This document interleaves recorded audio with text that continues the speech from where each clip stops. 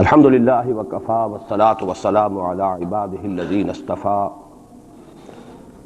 خصوصاً علی افضلهم وخاتم النبیین محمد الامین وعلی آلہ وصحبہ اجمعین اما بعد فقد قال اللہ تبارک وتعالی كما ورد في سورة الروم اعوذ باللہ من الشیطان الرجیم بسم اللہ الرحمن الرحیم الف لام میم غلبت الروم في ادنى الارض وهم من بعد غلبهم سيغلبون في بضع سنين لله الامر من قبل ومن بعد ويومئذ يفرح المؤمنون بنصر الله ينصر من يشاء وهو العزيز الرحيم وعد الله لا يخلف الله وعده ولكن اکثر الناس لا يعلمون صدق اللہ العظیم رب اشرح لي صدری ويسر لي امری واحلل عقدۃ من لسانی يفقهوا قولی اللهم ربنا الہمنا رشدنا واعذنا من شرور انفسنا اللهم ارنا الحق حقا وارزقنا اتباعه وارنا الباطل باطلا وارزقنا اجتنابه اللهم نور قلوبنا بالایمان واشرح صدورنا للاسلام ووفقنا لما تحب وترضى آمین یا رب العالمین۔ یہ کہنے کی ضرورت نہیں ہے کہ قرآن حکیم کوئی تاریخ کی کتاب نہیں ہے، یہ کتاب ہدایت ہے۔ اس کا اصل موضوع ہے انسان کی رہنمائی۔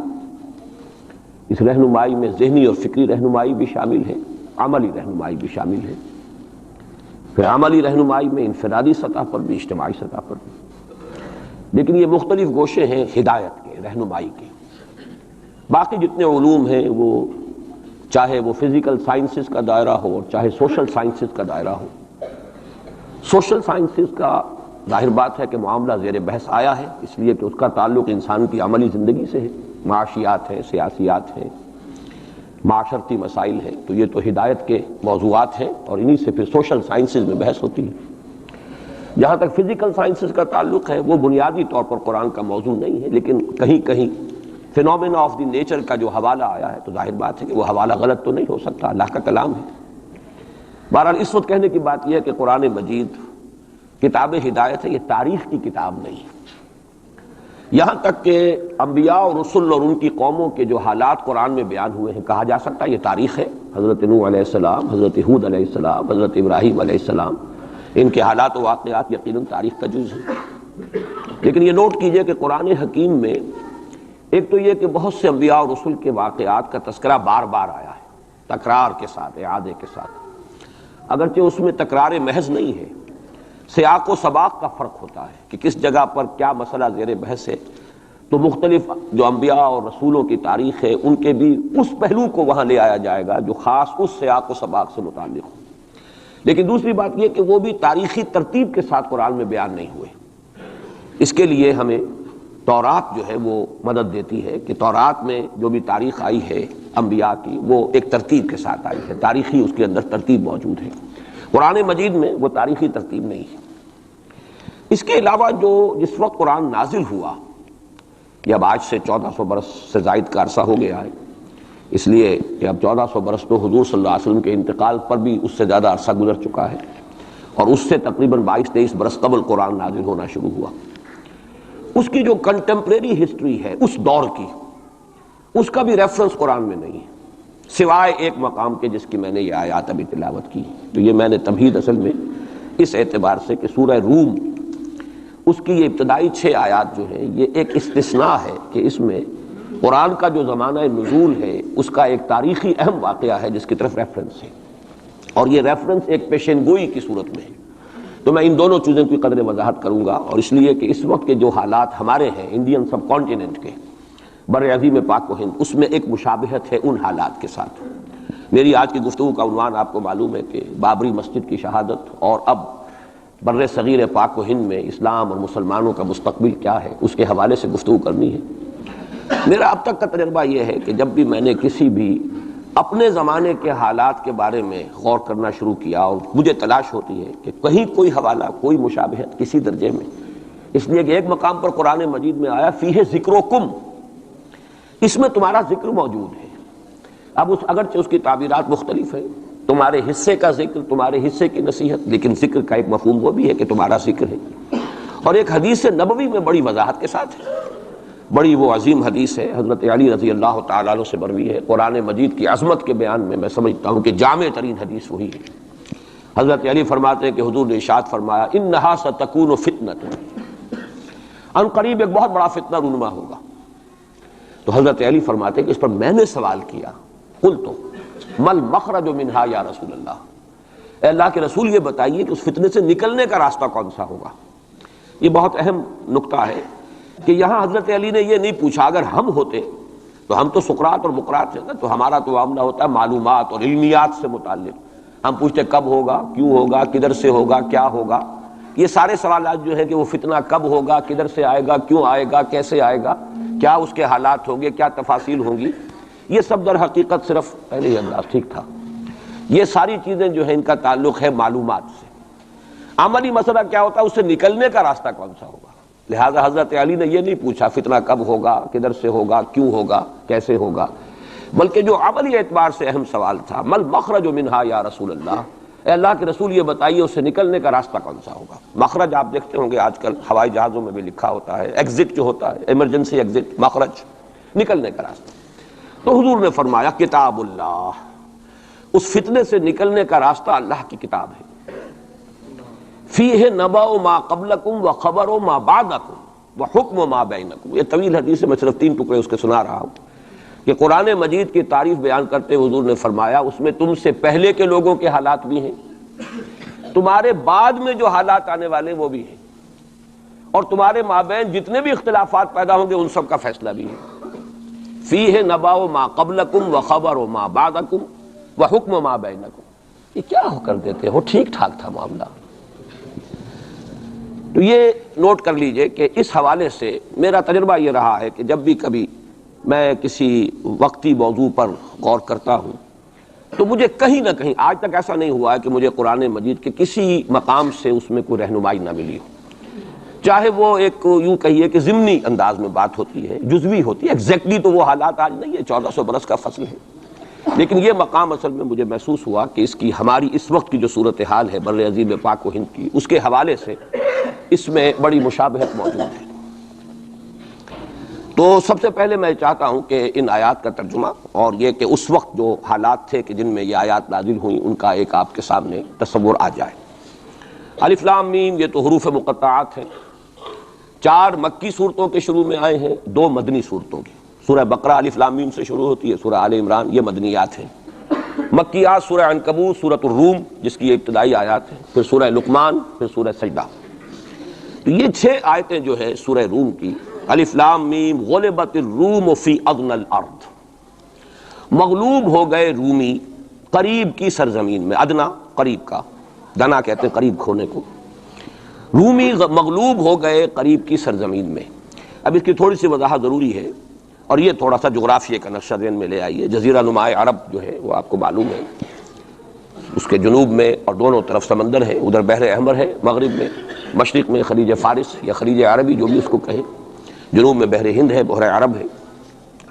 اوپر جا کر ایک تکون بنتی ہے، وہ تکون یہ ہے کہ ادھر سے اگر بحر احمر کی جو بحر احمر ہے، ریڈ سی، اس کی خلیج عقبہ کی سیدھی لکیر کھینچ دیں اوپر، اور ادھر سے خلیج فارس کی سیدھی لائن کھینچ دیں، تو اوپر جا کر یہ ایک جگہ مل جائیں گے، اور یہ ایک ٹرائنگل وجود میں آئے گی۔ بیس نیچے ہے جنوب میں، جو جزیرہ نما عرب کا عربین پیننسولا کا بیس ہے۔ یہ جو اوپر کی تکون بنتی ہے اس میں جزیرہ نما عرب سے باہر، یہ بھی عرب ملک ہے۔ اس کے نام کیا ہے؟ عراق عرب، شام عرب۔ تو گویا کہ ملک عرب جو ہے اس کے 3 حصے، ایک جزیرہ نما ہے پیننسولا نیچے، جسے عام طور پر عرب سمجھا جاتا ہے، اور آج کل آپ اسے سعودی عرب کہیں گے، اور اس کے ساتھ امارات وغیرہ ہیں یا ادھر یمن ہے، یہ جو ممالک ہیں یہ مل کر بنتے ہیں یہ جزیرہ نما، یہ ہے پیننسولا، عربین پیننسولا۔ اس کے اوپر عراق عرب، یہ بھی عرب قوم ہے، عرب علاقہ ہے، عرب زبان اس کی اب شروع سے چلی آ رہی ہے، اور شام عرب، سیریا، یہ شام عرب ہے۔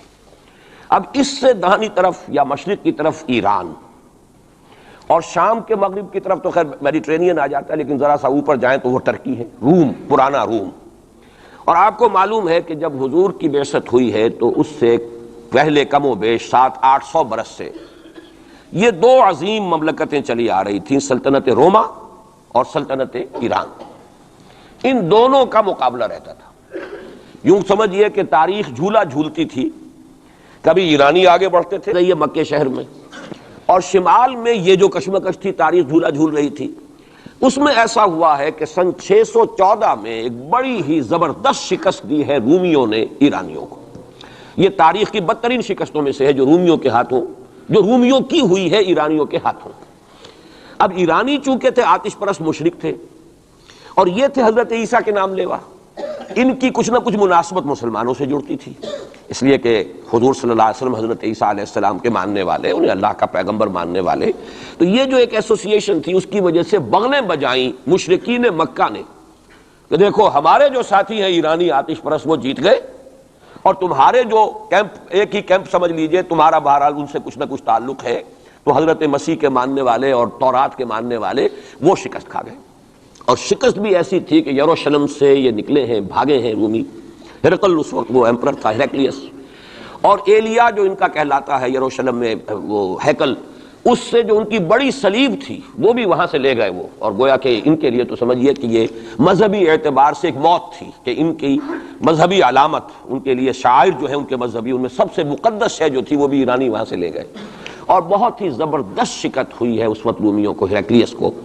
اس پر جو بغلیں بجی مشرکین مکہ نے جو اس پر خوشیاں منائی، مسلمانوں کو ایک طرح سے یوں سمجھیے کہ انہیں ستانے کے لیے، چڑھانے کے لیے، دیکھو وہ جیت گئے، اسی طرح تمہارا بھی قلع کما ہو جائے گا، تمہاری بھی کوئی بنیاد، لستم علی شیء، تمہاری بھی کوئی حقیقت نہیں ہے. جیسے رومی جو ہے وہ شکست کھا گئے، تم بھی ختم ہو جاؤ. اس وقت یہ آیات نازل ہوئی ہیں، اور یہ آیات اب پیشن گوئی کی صورت میں نازل ہوئی ہیں مسلمانوں کی دلجوئی کے لیے.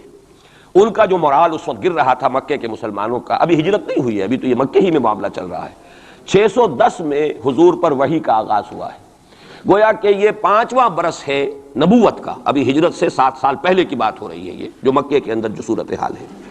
تو وہاں انہیں خبر دی گئی الف لام میم غلبت الروم فی ادنی الارض، قریب کی سرزمین میں، اب یہ جزیرہ نما سے قریب ہے یہ پورا علاقہ شام کا، عراق کا، رومی مغلوب ہو گئے، رومیوں کو شکست ہو گئی.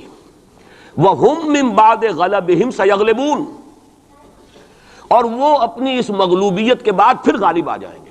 یہ پیشن گوئی ہے کہ یہ صورتحال مستقل نہیں ہے، یہ عارضی سی بات ہے، اس پر بغلیں نہ بجاؤ، اس پہ خوشیاں نہ مناؤ، اور اے مسلمانوں تم دل گرفتار نہ ہو، رنجیدہ نہ ہو، بلکہ یہ عارضی بات ہے. غلبت الروم فی ادنی الارض وهم من بعد غلبهم سیغلبون فی بضع سنین. تعین کے ساتھ یہاں پر معین کر دیا ہے اللہ نے کہ بضع سنین میں، چند سالوں میں، لیکن بضع کے لفظ کا اطلاق ہوتا ہے عربی زبان میں 3 سے لے کر 9 تک پر، 10 سے کم 3 سے زائد، یہ بضع ہے. فی بضع سنین، ان سالوں کے اندر یہ پلٹا کھا جائیں گے حالات، ٹیبل ول بی ٹرنڈ، اور پھر جو ہے رومیوں کو فتح حاصل ہو جائے گی. یہ پیشن گوئی ہے. میں اب یہاں اس حوالے سے ذرا 2 باتیں کہہ دوں پھر آگے چلوں گا. میں نے خاص طور پر آج اس مقام کو اس لیے بھی چنا ہے کہ میں یہ محسوس کرتا ہوں کہ ہمارے ہاں جو حضور صلی اللہ علیہ وسلم کی احادیث میں پیشن گوئیاں ہیں، ہمارے ہاں کا جدید تعلیم یافتہ طبقہ ان کی طرف کوئی توجہ نہیں دیتا، بلکہ سمجھتا ہے کہ ادھر اس بے اعتنائی کا رویہ اختیار کرتا ہے کہ کوئی کیا باتیں ہیں، یہ آدمی کو کام کرنا چاہیے، یہ کیا پیشن گوئیوں کے بارے میں کیا دلچسپیاں لینا ہے. تو پہلے تو وہ یہ نوٹ کر لیں کہ پیشن گوئی صرف حدیث میں نہیں ہے، قرآن میں بھی ہے. قرآن میں یہ پیشن گوئی آئی ہے. فرق تو ہوگا حدیث کی پیشن گوئی اور قرآن کی پیشن گوئی کا. کیا فرق ہوگا؟ نمبر 1 یہ کہ قرآن کا تو ہر حرف جو ہے وہ یقینی ہے. حدیث کے بارے میں یہ ہو سکتا ہے روایت بالمعنی ہو، روایت کرنے میں کوئی لفظ تھوڑا بہت بدل گیا ہو، پھر حدیث کی سند کیا ہے، وہ صحیح بخاری کی ہے، صحیح مسلم کی ہے، اس کا استناد کا پایا کیا ہے، درجہ کیا ہے، جبکہ قرآن مجید کا ہر حرف جو ہے وہ مستند ہے، بلا لا ریب فیہ کا مصداق ہے. یہ فرق تو ہوں گے. اور دوسرا فرق بہت اہم یہاں ہے کہ یہاں سالوں کا تعین کر دیا گیا ہے، یعنی زیادہ سے زیادہ 9 برس کے اندر اندر یہ صورتحال بدل جائے گی. حدیث میں جو پیشن گوئیاں آئی ہیں ان میں کوئی تعین وقت کا نہیں، بلکہ سورہ انبیاء کے آخر میں 2 آیتوں میں حضور سے یہ کہا گیا کہ آپ کہہ دیجئے ان ادری اقریب ام بعید ما توعدون، اے نبی ان سے کہہ دیجئے کہ مجھے یہ معلوم نہیں ہے کہ جس چیز کی تمہیں خبر دی جا رہی ہے، جس چیز کا وعدہ تم سے کیا جا رہا ہے وہ قریب ہے یا دور ہے.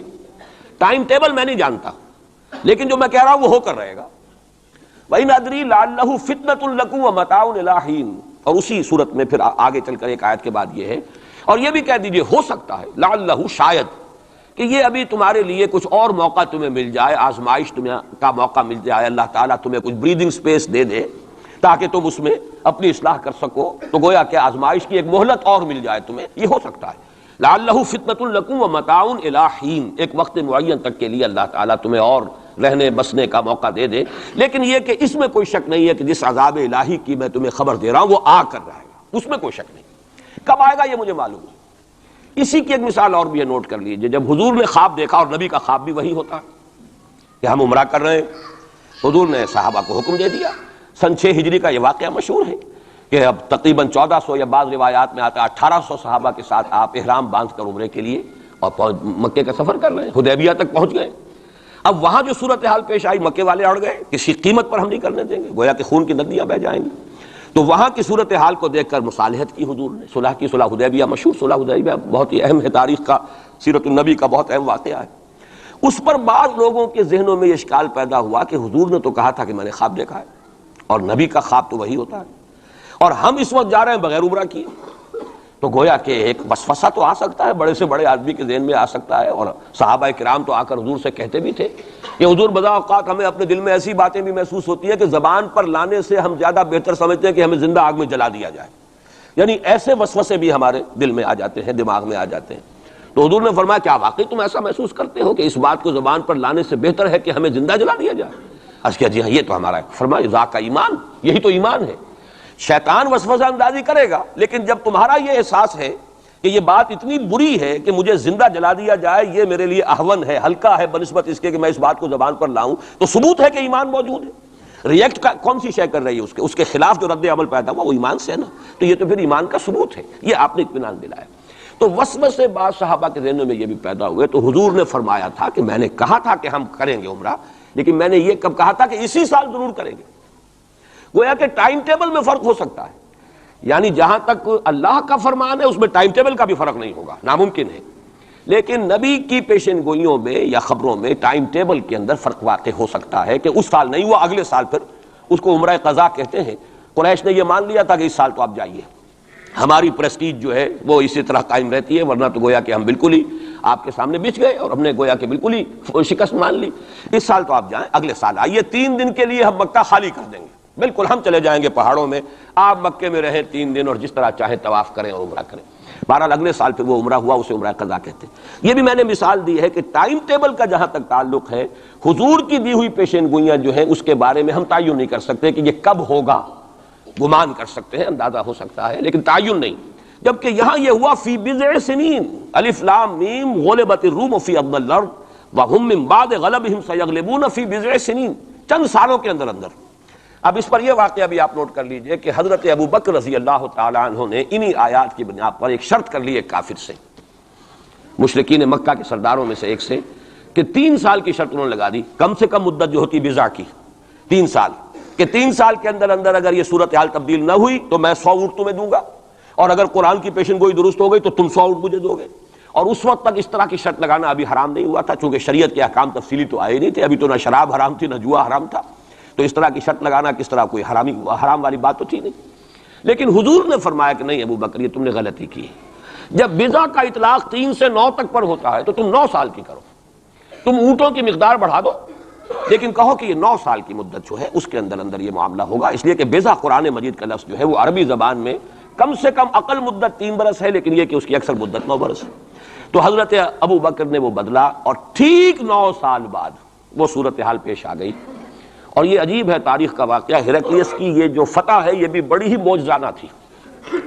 وہ جو ڈائریکٹ روٹ تھا جس سے کہ ہمیشہ ان کی جنگیں ہوتی تھیں، یعنی اس کے ترکی کے مشرقی علاقے سے آ کر رومی جو ہے پھر میدان جنگ کو اختیار کریں، بحیرہ کیسپین کا راؤنڈ دے کر پہاڑی جو یہ علاقہ ہے اس کے پیچھے سے آ کر اس نے حملہ کیا ہے، اور ایک دم اچانک جو ہے ایرانیوں کو گویا کہ سرپرائز اٹیک کیا ہے۔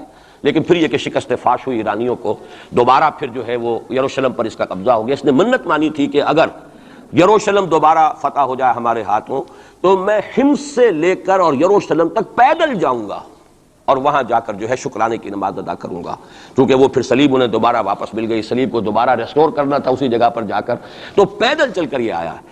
اور تاریخ میں نوٹ کر لیجیے جب یہ پیدل چل کر آیا تھا اسی وقت، اب زمانہ کافی گزر چکا تھا، تو پھر جو حضور کا نامہ مبارک گیا ہے سن 7 ہجری میں، یہ وہ زمانہ ہے جبکہ یروشلم وہ آیا ہوا تھا، اور اس وقت پھر ابو سفیان کو بلا کر، اس وقت تک وہ ایمان نہیں لائے تھے، حضور کے نامہ مبارک پر پھر ہلیکلیس نے پھر سوال جواب کیے اور معلومات حاصل کی، کون شخص ہے، کیسا ہے، حسب نسب کیسا ہے، اس کا کردار کیسا رہا ہے، کون لوگ اس پر ایمان لا رہے ہیں، جو ایمان لاتے ہیں ان میں سے کوئی واپس بھی جاتا ہے کہ نہیں جاتا، کوئی مرتد بھی ہوتا ہے۔ بڑا ذہین انسان تھا، بڑا عالم و فاضل انسان تھا، پہچان چکا تھا کہ یہ وہی نبی ہے جن کا ہم انتظار کر رہے ہیں، لیکن وہ یہ چاہتا تھا کہ جیسے قسطنطین نے اس وقت یہ کیا تھا کہ وہ جب اس نے مذہب بدلا ہے، عیسائیت اختیار کی، تو پوری مملکت جو ہے عیسائی ہو گئی، تو نظام انٹیکٹ رہا، وہی ان کا بادشاہت کا نظام قائم رہا۔ چاہتا تھا کہ میرے یہ تمام کے تمام نائبین سلطنت اور جتنے بھی بطاریق ہیں، یہ بطریق، پیٹریارکس، یہ سب کے سب بھی میرے ساتھ اسلام قبول کر لیں۔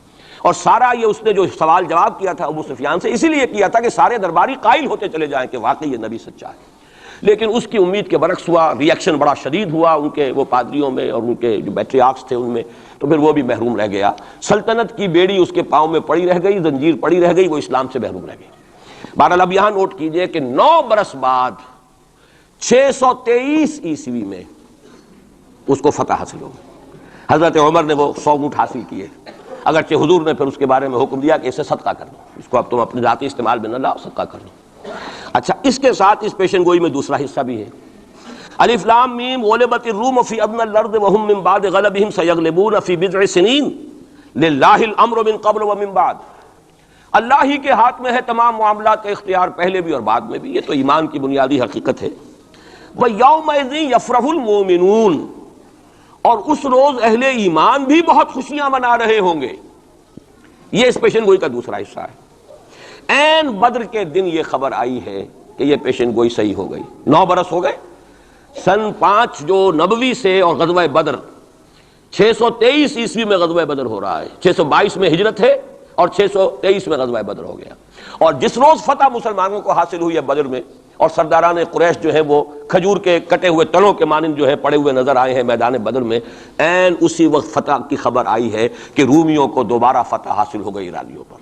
یومئذ یفرح المؤمنون، اس دن اہل ایمان کو بھی بہت فرحت حاصل ہوگی، بہت خوشی حاصل ہوگی، وہ بھی جشن منا رہے ہوں گے بے نصر اللہ، اللہ کی مدد سے۔ بدر میں جو اللہ تعالیٰ کی نصرت آئی ہے، ینصر من یشاء، وہ تو مدد فرماتا ہے جس کی چاہتا ہے، وہو العزیز الرحیم، اور وہ زبردست ہے، رحم فرمانے والا ہے۔ وعد اللہ، اب دیکھیے ذرا تاکید کا انداز دیکھیے، وعد اللہ، یہ اللہ کا وعدہ ہے، لا یخلف اللہ وعدہ، اور کان کھول کے سن لو، اللہ اپنے وعدے کے خلاف نہیں کرتا۔ ولکن اکثر الناس لا یعلمون، لیکن اکثر لوگوں کو علم حاصل نہیں ہے، اکثر لوگ جانتے نہیں۔ یہ جو میں نے آیات اور اس کا تاریخی پس منظر، کچھ تھوڑا سا جغرافیائی جو اس کا پس منظر ہے، وہ سارا آپ کے سامنے رکھا ہے۔ اس کا مقصد یہ ہے کہ ایک طرف تو جو پیشین گوئیاں ہیں ان کے بارے میں تعلیم یافتہ لوگوں کے ذہنوں میں بھی جو اگر کوئی اشکال ہے کہ حدیث میں جو پیشین گوئیاں آئی ہیں تو وہ رفع ہو جائے۔ ہمارے نزدیک قرآن اور حدیث میں کوئی فرق نہیں، قرآن بھی ہمیں محمد کے ذریعے ملا صلی اللہ علیہ وسلم، مجھ پر تو نازل نہیں ہوا، کسی اور پر نازل نہیں ہوا، ابو بکر پر نازل نہیں ہوا، نازل تو محمد پر ہوا صلی اللہ علیہ وسلم، وہ بھی آپ کی زبان مبارک سے ہمیں عطا ہوا ہے، آپ سے لیا ہے صحابہ نے، صحابہ سے تابعین نے، تابعین سے تبع تابعین نے، اور اس کے لیے ریٹن ورڈ ذریعہ نہیں بنا ہے، اصل جو ہے یہ اسپوکن، زبان سے زبان، اور اصل شے آج بھی جو ہے وہ قرات ہے قرآن کی، قرات اور قرات کا فن جو ہے یہ ہے اصل اس کے لیے حجت۔ یہ لکھنے کا معاملہ جو ہے وہ بھی تھا، اس کے بعد حضرت ابوبکر کے زمانے میں اس کو ایک کتاب کی شکل میں بھی جمع کر دیا، پھر حضرت عثمان نے اس کو ایک رسم الخط پر بھی تمام امت کو جمع کر دیا، یہ بھی بڑی قیمتی چیزیں ہیں، لیکن اصل جو ہے میڈیم قرآن مجید کا منتقل ہونا کہ قلب محمد پر نازل کیا جبرائیل نے، انہ نزلہ علی قلبک، پھر لسان محمد سے صلی اللہ علیہ وسلم حاصل ہوا صحابہ کو، پھر صحابہ کی زبانوں سے، پھر یہ تابعین کو، تبع تابعین کو، تو یہ منتقل ہوتا آ رہا ہے۔ اور ہمارے ہاں جو فن قرات ہے اس میں باقاعدہ سند ہوتی ہے، جیسے فن حدیث میں سند ہے، آپ کس سے پڑھ رہے ہیں، اس نے کس سے پڑھی، اس نے کس سے پڑھی، سند چلے گی، اسی طریقے سے فن قرات میں سند ہے، جو ہمارے ہاں قراء ہوتے ہیں ان کا تعلق جو ہے وہ جڑ جائے گا اسی دور صحابہ کے قراء کے ساتھ۔ بہرحال اس وقت جو میں عرض کر رہا تھا کہ قرآن اور حدیث میں یہ فرق نہیں ہے، دونوں چیزیں محمد کے ادا کرنا، اور ہمیں معلوم ہے کہ حضور کو وحی صرف قرآن کی شکل میں نہیں ہوئی ہے، وحی خفی بھی ہوئی ہے، بہت سی باتیں اللہ تعالیٰ دل میں ڈالتا تھا. حضور کا خواب بھی وہی ہے، اس اعتبار سے وہ وحی خفی جس کو ہم کہتے ہیں اس پر بھی ہمارا ایمان ہے. البتہ فرق کیا ہے، جیسا کہ میں عرض کر چکا، یہ لفظ بلفظ محفوظ ہے، حرف بحرف، بلکہ لفظ بھی بڑی شے ہے، حرف بحرف محفوظ ہے. وہاں یہ ہے کہ اس طرح کی حفاظت کا جو ہے وہ دعویٰ نہیں ہے.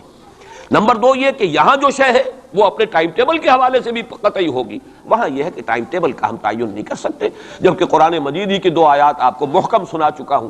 ان ادری اقریب ام بعید ما توعدون، نبی کہہ دیجیے مجھے نہیں معلوم جو کچھ تم سے وعدہ کیا جا رہا ہے وہ قریب ہے یا دور ہے. وَإِنْ أَدْرِي لَعَلَّهُ فِتْنَةٌ لَكُمْ وَمَتَاعٌ إِلَىٰ حِينٍ، اور میں نہیں جانتا، ہو سکتا ہے کہ ابھی تمہیں اللہ ایک مہلت اور دے دے اور ابھی تمہیں اور رہنے بسنے کا موقع دے دے تاکہ تمہیں ایک مہلت آزمائش مزید مل جائے.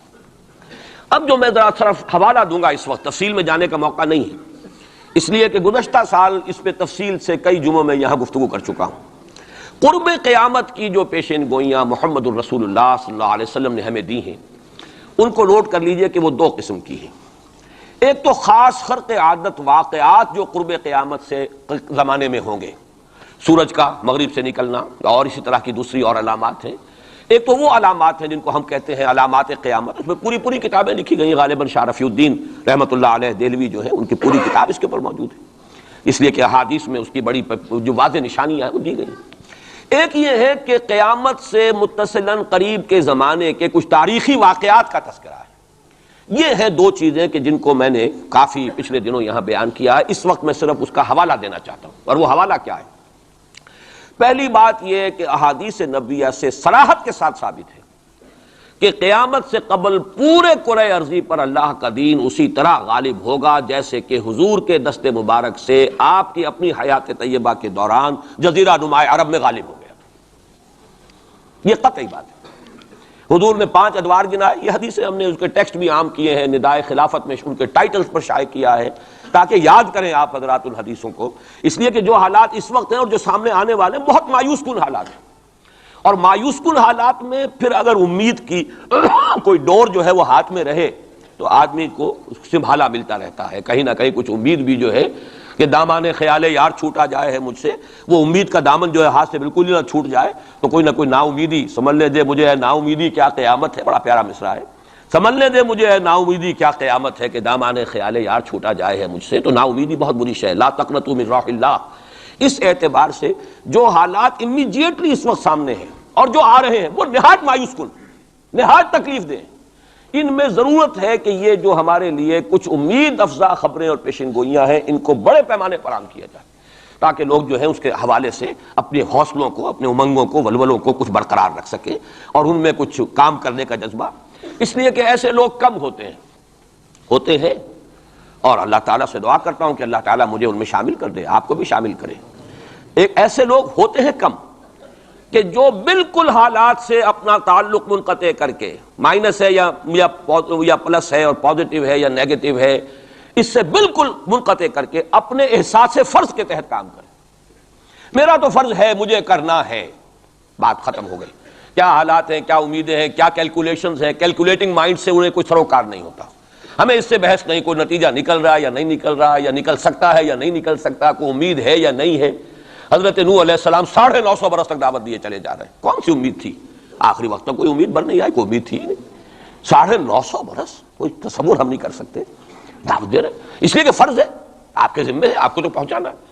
یا ایھا الرسول بلغ ما انزل الیک من ربک فإن لم تفعل فما بلغت رسالہ. اے رسول پہنچاتے رہو جو کچھ کے نازل کیا جا رہا ہے تم پر تمہارے رب کی طرف سے، تمہیں تو کرنا ہے. نتیجہ نکلے نہ نکلے، کو مانے نہ مانے، حالات بہتر ہوں یا اور بدتر ہو، اس سے بالکل لا تعلق. اس کو ہندی فلسفے میں ڈیٹیچمنٹ کہتے ہیں. اپنے آپ کو ایکشن جو ہے، ایکشن آدمی کر رہا ہے اپنے فرض کے تحت، اپنے آپ کو ڈیٹیچ کر لیجئے اس کے نتیجے سے. نتیجہ کو اچھا بھی نکلے تو خوشی بھی نہیں ہونی چاہیے، نتیجہ اگر کو برا نکلا تو افسوس بھی نہیں ہونا. یہ کوئی انتہا ہے، تھیوریٹیکل بات ہے.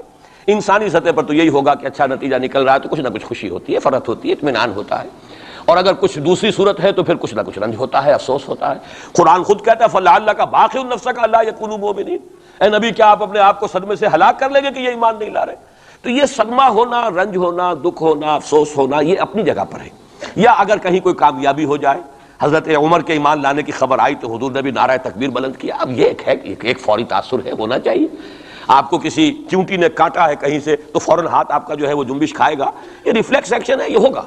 لیکن ہندو فلسفی میں تو یہاں تک ہے کہ ڈیٹیچ کر لو اپنے آپ کو اس درجے کہ آپ کا اپنے ایکشن کے ساتھ action for the sake of action, یا یوں کہیے کہ وہ اپنے مقصد کے تحت جو ہے آپ کام کر رہے ہیں، باقی یہ کہ کیا نتیجہ نکلتا ہے نہیں نکلتا ہے، امید افزا ہے یا مایوس کو، بالکل چھوڑ دیجیے۔ بہرحال اس کی ضرورت ہے، لیکن ایسے لوگ جیسا کہ میں نے عرض کیا ہوتے کم، اکثریت لوگوں کی ایسی ہوگی کہ جو کچھ نظر آتا ہو تو کچھ کام کرتے ہیں، کچھ حوصلہ بڑھتا ہے، پھر کچھ اور ہمت جو ہے بنتی ہے۔ اس حوالے سے میں کہتا ہوں کہ چونکہ جو موجودہ حالات ہیں اور مستقبل قریب میں جو حالات آ رہے ہیں وہ سخت مایوس کن ہیں، انہی کا بعد میں تذکرہ کروں گا۔ لیکن اس وقت جو ہے اگر ہم ان حدیثوں کو سامنے رکھیں گے کہ پہلی بات یہ کہ اس دنیا پر پورے کرۂ ارضی پر دین کا غلبہ ہو کر رہے گا، دین حق اسی طرح نافذ ہوگا جیسے کہ حضور کے ہاتھوں نافذ ہوا ہے جزیرہ نما عرب۔ اور یہ جو گلوبل ڈومینیشن ہے اسلام کی، یہ ایک تو اس سے بھی ثابت ہے کہ 3 مرتبہ قرآن میں فرمایا گیا هو الذی ارسل رسولہ بالہدی ودین الحق لیظہرہ علی الدین کلہ۔ حضور کا مقصد بعثت ایکسکلوسیو شان ہے، یہ صرف آپ کی ہے، کسی اور نبی اور رسول کی نہیں ہے، کہ قرآن کہتا ہے غلبہ دین کے لیے بھیجا ہے ہم نے، صرف تبلیغ کے لیے نہیں بھیجا۔ باقی تمام انبیاء صرف تبلیغ کے لیے آئے، تبلیغ، تذکیر، تبشیر، تذکیر، نصیحت، جو بھی کہیں، تعلیم، تزکیہ، لیکن غلبہ دین کا لفظ صرف محمد الرسول اللہ صلی اللہ علیہ وسلم کے بارے میں آیا اور 3 مرتبہ آیا، کسی اور نبی کے لیے 1 مرتبہ بھی نہیں آیا۔ اور دوسری بات یہ بھی قرآن کے محکمات میں سے ہے کہ وَمَا أَرْسَلْنَاكَ إِلَّا كَافَّةً لِلنَّاسِ بَشِيرًا وَنَذِيرًا، ہم نے نہیں بھیجا ہے محمد آپ کو مگر تمام نوع انسانی کے لیے، پوری نوع انسانی کی۔ گویا کہ پورے عالم انسانیت پر غلبہ دین ہوگا تو بعثت محمدی کی تکمیل ہوگی، پورے عالم جب بھیجا گیا پورے عالم انسانی کے لیے۔ اس اعتبار سے بھی صغرا کبرا جوڑیے تو اس کا نتیجہ نکلتا ہے۔ باقی یہ کہ حضور نے وضاحت کے ساتھ وہ احادیث جو ہیں جیسے میں نے کیا، میں نے بارہا آپ کو سنائی ہے، حضور نے 5 دور گنوائے ہیں: دور نبوت، دور خلافت علی منہاج النبوہ، حدیث کا ٹیکسٹ میں بیان نہیں کر رہا وقت کی کمی کی وجہ سے، پھر دور ایسی ملوکیت کا جو کٹ کھنی ہوگی، ظالم، کاٹ کھانے والی، پھر دور ایسی ملوکیت کا جو جبری ہوگی، یہ میرے نزدیک جو غلامی کا دور ہمارا گزر چکا ہے اور ابھی ہے، پارشلی ختم ہوا، پارشلی باقی ہے۔ براہ راست جو ہے ویسٹرن امپیریلسٹ پاورز جو ہیں وہ یہاں سے چلی گئی ہیں، ان کی فوجیں موجود نہیں ہیں ہمارے ہاں، لیکن یہ کہ ان کی تہذیب، ان کا تمدن، ان کا فکر، ان کے نظریات، ان کے فلسفے، ان کی سوچ، ان کا طرز بود و باش، انہی کا لباس، انہی کی صفت، یہ سب کچھ موجود ہے۔ اور ٹیکنالوجی میں، علم میں اور معاشیات میں ہم بالکل بھکاریوں کی طرح ان کے سامنے ہاتھ پھیلانے پر مجبور ہیں۔ تو وہ ختم نہیں ہوا چوتھا دور، بلکہ در حقیقت یہ ایک انٹرم پیریڈ ہے چوتھے اور 5ویں کے درمیان، اور 5واں آپ نے فرمایا ثم تکون خلافۃ علی منہاج النبوہ، پھر 5واں دور آئے گا خلافت علی منہاج النبوہ کا۔ اور اس وقت گویا کہ پوری جو یہ عالم انسانیت ہے یہ اس چوتھے اور 5ویں دور کے درمیان میں ہے، یہ ایک درمیان کا عرصہ ہے، نو مینز لینڈ کہہ لیجئے اس کو، یا یہ کہ برزخی یہ دور ہے۔ وہ جو دور تھا امپیریلزم کا، مغربی امپیریلزم، غیر مسلموں کی ہم پر حکومت، ملکن جبرین، اور وہ خلافت علی منہاج النبوہ۔ پھر وہ 2 حدیثیں حضرت ثوبان رضی اللہ تعالی عنہ سے جو کہ مسلم شریف میں مروی ہے کہ مجھے اللہ تعالیٰ نے ساری زمین سکیڑ کر دکھا دی، یہاں تک کہ میں نے اس کے سارے مشرق دیکھ لیے، سارے مغرب دیکھ لیے۔ وَإِنَّ أُمَّتِي سَيَبْلُغُ مُلْكُهَا مَا زُوِيَ لِي مِنْهَا، اور سن لو کہ میری امت کی حکومت ان تمام علاقوں پر قائم ہو کر رہے گی جو مجھے سکیڑ کر دکھا دیے گئے۔ اب اس کے بعد مجھے تو کوئی شک ہے نہیں، صحیح ہینڈ میں سے ہے روایت، صحیح مسلم، بعض حضرات کے نزدیک تو صحیح مسلم کا درجہ صحیح بخاری سے بھی بلند ہے، لیکن یہ کہ اکثر و بیشتر جو ہے ٹاپ پر صحیح ہیں جنہیں ہم کہتے ہیں صحیح بخاری، صحیح مسلم، یہ حدیث کے مجموعے میں سب سے اوپر ہے۔ اچھا، دوسری حدیث حضرت مقداد ابن اسود سے، لا يبقى على الارض بیت وبر ولا مدر الا ادخل اللہ فیہ کلمۃ الاسلام، اللہ تعالیٰ اس روئے ارضی پر ایک گھر نہیں چھوڑے گا، نہ اینٹ گارے کا بنا ہوا گھر، نہ کوئی کمبلوں کا بنا ہوا خیمہ جس میں اسلام کو داخل نہ کر دیں۔ البتہ اسلام کا داخلہ 2 طریقوں سے ہوگا، بعز عزیز و ذل ذلیل، یا تو گھر والا اور خیمے والا اسلام قبول کر لے گا تو اسلام کے اعزاز کے ساتھ اس کا بھی اعزاز ہو گیا، وَلِلَّهِ الْعِزَّةُ وَلِرَسُولِهِ وَلِلْمُؤْمِنِينَ، عزت تو ہے اللہ کے لیے، اس کے رسول کے لیے، اہل ایمان کے لیے، گھر والا بھی اس کا اعزاز ہوا، اس کے گھر میں اسلام داخل ہوا اس کے اعزاز کے ساتھ۔ اگر نہیں قبول کرے گا تو نیچے ہو کر رہنا پڑے گا، یؤتُوا الجزیۃ عن یدٍ وَهُمْ صاغرون، چھوٹے ہو کر جزیہ پیش کرنا ہوگا۔ تو گویا کہ اسلام تو اس کے گھر میں بھی داخل ہو گیا، لیکن وہ بدبخت اعزاز اسلام سے خود محروم رہا، لیکن غلبہ تو ہو گیا نا۔ یدخلون فی دین اللہ افواجا کی وہ شکل تو ہو گئی کہ اللہ کا دین جو ہے وہ غالب ہو گیا، اطاعت تو انہیں کرنی پڑے گی، اسلام کی بالادستی قبول کرنی ہوگی، رہیں ہندو رہیں سکھ رہیں پارسی رہیں عیسائی رہیں، پرسنل لاء میں ان کی جان مال عزت آبرو کی حفاظت کا ذمہ بھی لیا جائے گا، ان کے عقائد کو بھی زبردستی نہیں بدلوایا جائے گا، ان کے مندروں گردواروں اور کلیساؤں اور سلوتاس جو ہے سینیگاگ ان کی حفاظت کی جائے گی، لیکن بالا دستی اسلام کی۔ یہ ہے مسند احمد ابن حنبل کی روایت ہے حضرت مقداد ابن اسود سے۔ تو پہلی بات تو یہ ہے کہ یہ یقین، کم سے کم مجھے تو اس کا یقین حاصل ہے الحمدللہ، اور میں چاہتا ہوں کہ ہر شخص، ہر مسلمان کے دل میں یقین پیدا ہو۔ لیکن اس سے پہلے ایک اور دور ہے، وہ دور ہے کہ جس کو ہمارے اس زمانے میں آ کر دو طبقوں نے اس کے بارے میں اتنی غلط فہمیاں پیدا کی ہیں، اور اکثر ہمارے پڑھے لکھے بزوں میں خیش راسخ العقیدہ مسلمانوں کے اندر بھی دلوں میں نقب لگی ہوئی ہے۔ سمجھتے ہیں کہ ہم تو قادیانی نہیں ہیں، سمجھتے ہیں کہ ہم تو منکر حدیث نہیں ہیں، لیکن ان حدیثوں پر ان کا یقین نہیں ہے، حالانکہ یہ بخاری شریف کی روایات ہیں، حالانکہ یہ مسلم شریف کی روایات ہیں کہ اس سے پہلے ایک دور آنا ہے مسلمانوں پر سخت عذاب کا دور آنا ہے، اور یہ عذاب جو ہے شدید ترین عذاب، اس کی جو سب سے اہم شخصیت ہے المسیح الدجال، یہودیوں کے ہاتھوں آئے گا، اور یہودیوں میں ایک شخص پیدا ہوگا، کھڑا ہوگا جو مسیح ہونے کا دعویٰ کرے گا، المسیح الدجال۔ دجال کہتے ہیں فریبی کو، دجل فریب کو کہتے ہیں، جو فریب سے اپنے آپ کو مسیح کہلوائے گا کہ میں مسیح ہوں۔ اس کی وجہ کیا ہے کہ یہودیوں کے ہاں یہ روایت موجود تھی کہ ہمارا ایک سیویئر آئے گا، ہمارا ایک نجات دہندہ آئے گا جو ہمیں پھر دنیا کے اندر غلبہ دلوائے گا، اور ہماری جو پرومسڈ لینڈ ہے وہ پوری کی پوری ہمیں دلوا دے گا۔ وہ جو گریٹر اسرائیل کا نقشہ انہوں نے بنا رکھا ہے، یہ ان کے پرومسڈ لینڈ ہے، خوابوں کی سرزمین ہے۔ اچھا، وہ تو حضرت مسیح آئے تھے علیہ الصلوۃ والسلام، وہ تو آ گئے، انہوں نے مانا نہیں۔ جب مانا نہیں، انہیں تو مرتد قرار دیا، جادوگر قرار دیا، بازیگر قرار دیا، واجب القتل قرار دیا، اور اپنے بس پڑتے تو سولی پر چڑھائی دیا۔ وہ تو اللہ نے جو کیا وہ ایک علیحدہ مسئلہ ہے۔ اب وہ جگہ تو خالی ہے، جو آپ کہتے ہیں نا کہ کوئی ویکنسی ہے موجود، پوزیشن از ویکنٹ، ابھی وہ منتظر ہیں ایک مسیحا کے کہ ہمارا اصل مسیح آنے والا ہے۔ وہ ان کا کوئی لیڈر کھڑا ہوگا جو اس دعوے کے ساتھ کھڑا ہوگا کہ اب میں اس مہم کو شروع کرتا ہوں کہ جس سے وہ جو گریٹر اسرائیل ہے، پوری عظیم تر اسرائیل وجود میں لاؤں گا۔ دیر کیا لگتی ہے، کوئی وزیر اعظم جو بھی ہو اسرائیل کا کھڑا ہو جائے ڈٹ کر کہ ٹھیک ہے وی ڈکلیئر وار، اور ہم تو یہ علاقے اب لے کر رہیں گے۔ جس کو کہ اس نے بھی کہا ہے، یہ جو اس وقت ہے ریبین جو ہے، اس کے بارے میں خیال یہ ہوا تھا کہ جب یہ وزیر اعظم بنا اسرائیل کا کہ یہ بڑا ماڈریٹ ہے، بہت ایسا ہے ویسا ہے، اور اس نے وہ امریکن سے اپنا وہ 10 بلین کا جو لون لینا چاہتے تھے اس کو اوکے کرانے کے لیے کچھ دنوں کے لیے نئی سیٹلمنٹس کی تعمیر کا کام بھی سسپینڈ کر دیا، تو بڑی امیدیں ہو گئیں چلو جی ایک پروسیس آف جو پیس ٹاکس شروع ہو جائیں اور یہ ہو جائے۔ لیکن سب ثابت ہو چکا ہے، اسی زمانے میں وہ گیا اپنے فوجی ہیڈ کوارٹر میں، اور جا کر وہاں پہ اپنے فوجی آفیسرز کی وہ جو اب لوگوں میں تشویش ہو گئی ہوگی کہ ہم کس خواب کو دیکھ رہے ہیں اور یہ شخص کدھر چلنے لگ گیا ہے، تو جا کر کہا اور رپورٹ ہوئی ہے خبر۔ اس نے کہا یہ نہ سمجھو کہ گریٹر اسرائیل کو میں نے چھوڑ دیا ہے، اس کا نقشہ تو میرے دل پر کندہ ہے، اور میں منتظر ہوں وہ وقت آئے کہ ہم وہ گریٹر اسرائیل قائم کریں۔ کوئی شخص کھڑا ہو جائے گا، اس کے لیے وہ ڈکلیئر کر دے گا، کوئی شکلیں اور کوئی سچویشن ہو سکتی ہے۔ اور اس اعتبار سے نوٹ کیجئے کہ یہ بابری مسجد کی شہادت کے بارے میں یہ صحیح بات کہی جا رہی ہے کہ یہ در حقیقت ایک فیلر ہے، ہنود اور یہود کے جو گٹھ جوڑ ہے۔ یہ میں آپ کو پہلے بتا چکا ہوں کہ یہ جو وہاں کا ہندو فنڈامنٹلسٹ ہے ہندوستان کا، باقاعدہ وفد گئے اسپین، یہ معلوم کرنے کے لیے کہ اسپین میں مسلمانوں کو جو ایکسٹرمینیٹ کیا تھا کس طریقے سے کیا تھا۔ باقاعدہ یہ تو ریسرچ کرتے ہیں، محنتیں کرتے ہیں، اور بہت ہی مستقل مزاجی کے ساتھ کام کرتے ہیں، انہوں نے تو باقاعدہ اس کا بھی جائزہ لیا ہوا ہے۔ پھر اسرائیل کے ساتھ جو ہم کے کانٹیکٹ ہو رہے ہیں، اور ابھی جو اسرائیل کا وزیر اعظم وہاں پہ آنے والا تھا، وہ وزیر خارجہ غالباً کسی وجہ سے ابھی جو صورت ہو گئی ہے اس کو ملتوی کیا ہے، تو یہ در حقیقت یہ دیکھنا ہے کہ مسلمانوں کے اندر جان ہے تو کتنی، یہ فیلرز پھینکے جایا کرتے ہیں، اندازہ ہو جائے کتنا ریئیکشن ہے۔ وہ ریئیکشن جتنا کچھ تھا ہو لیا، اور ہمارا ریئیکشن ہونا کیا ہے؟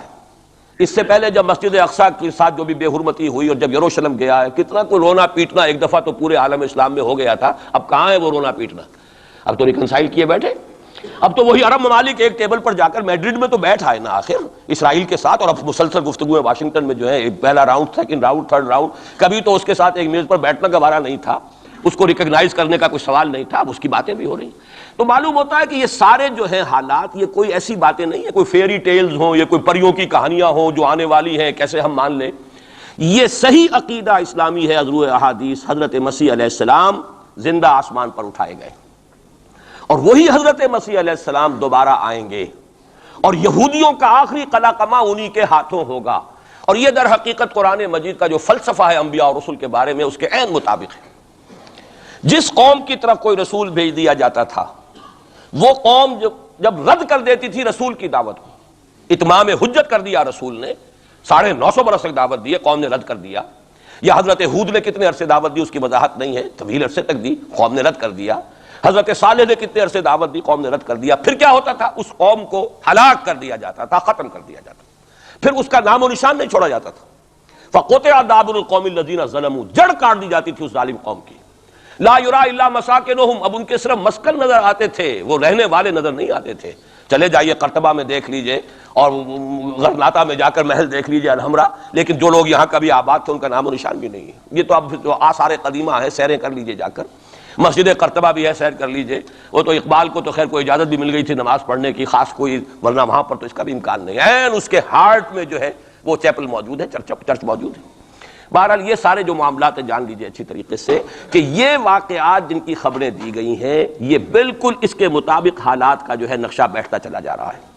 کوئی یہودی لیڈر کھڑا ہوگا اور وہ مسیح کا دعویٰ کرے گا، میں ہوں مسیح، چاہے وہ خود بھی جانتا ہو کہ میں جھوٹ بول رہا ہوں اور جانتا ہوگا کہ جھوٹ بول رہا ہوں، لیکن یہ کہ تمام یہودیوں کو جمع کرنے کے لیے لازم ہوگا کہ وہ دعویٰ کرے.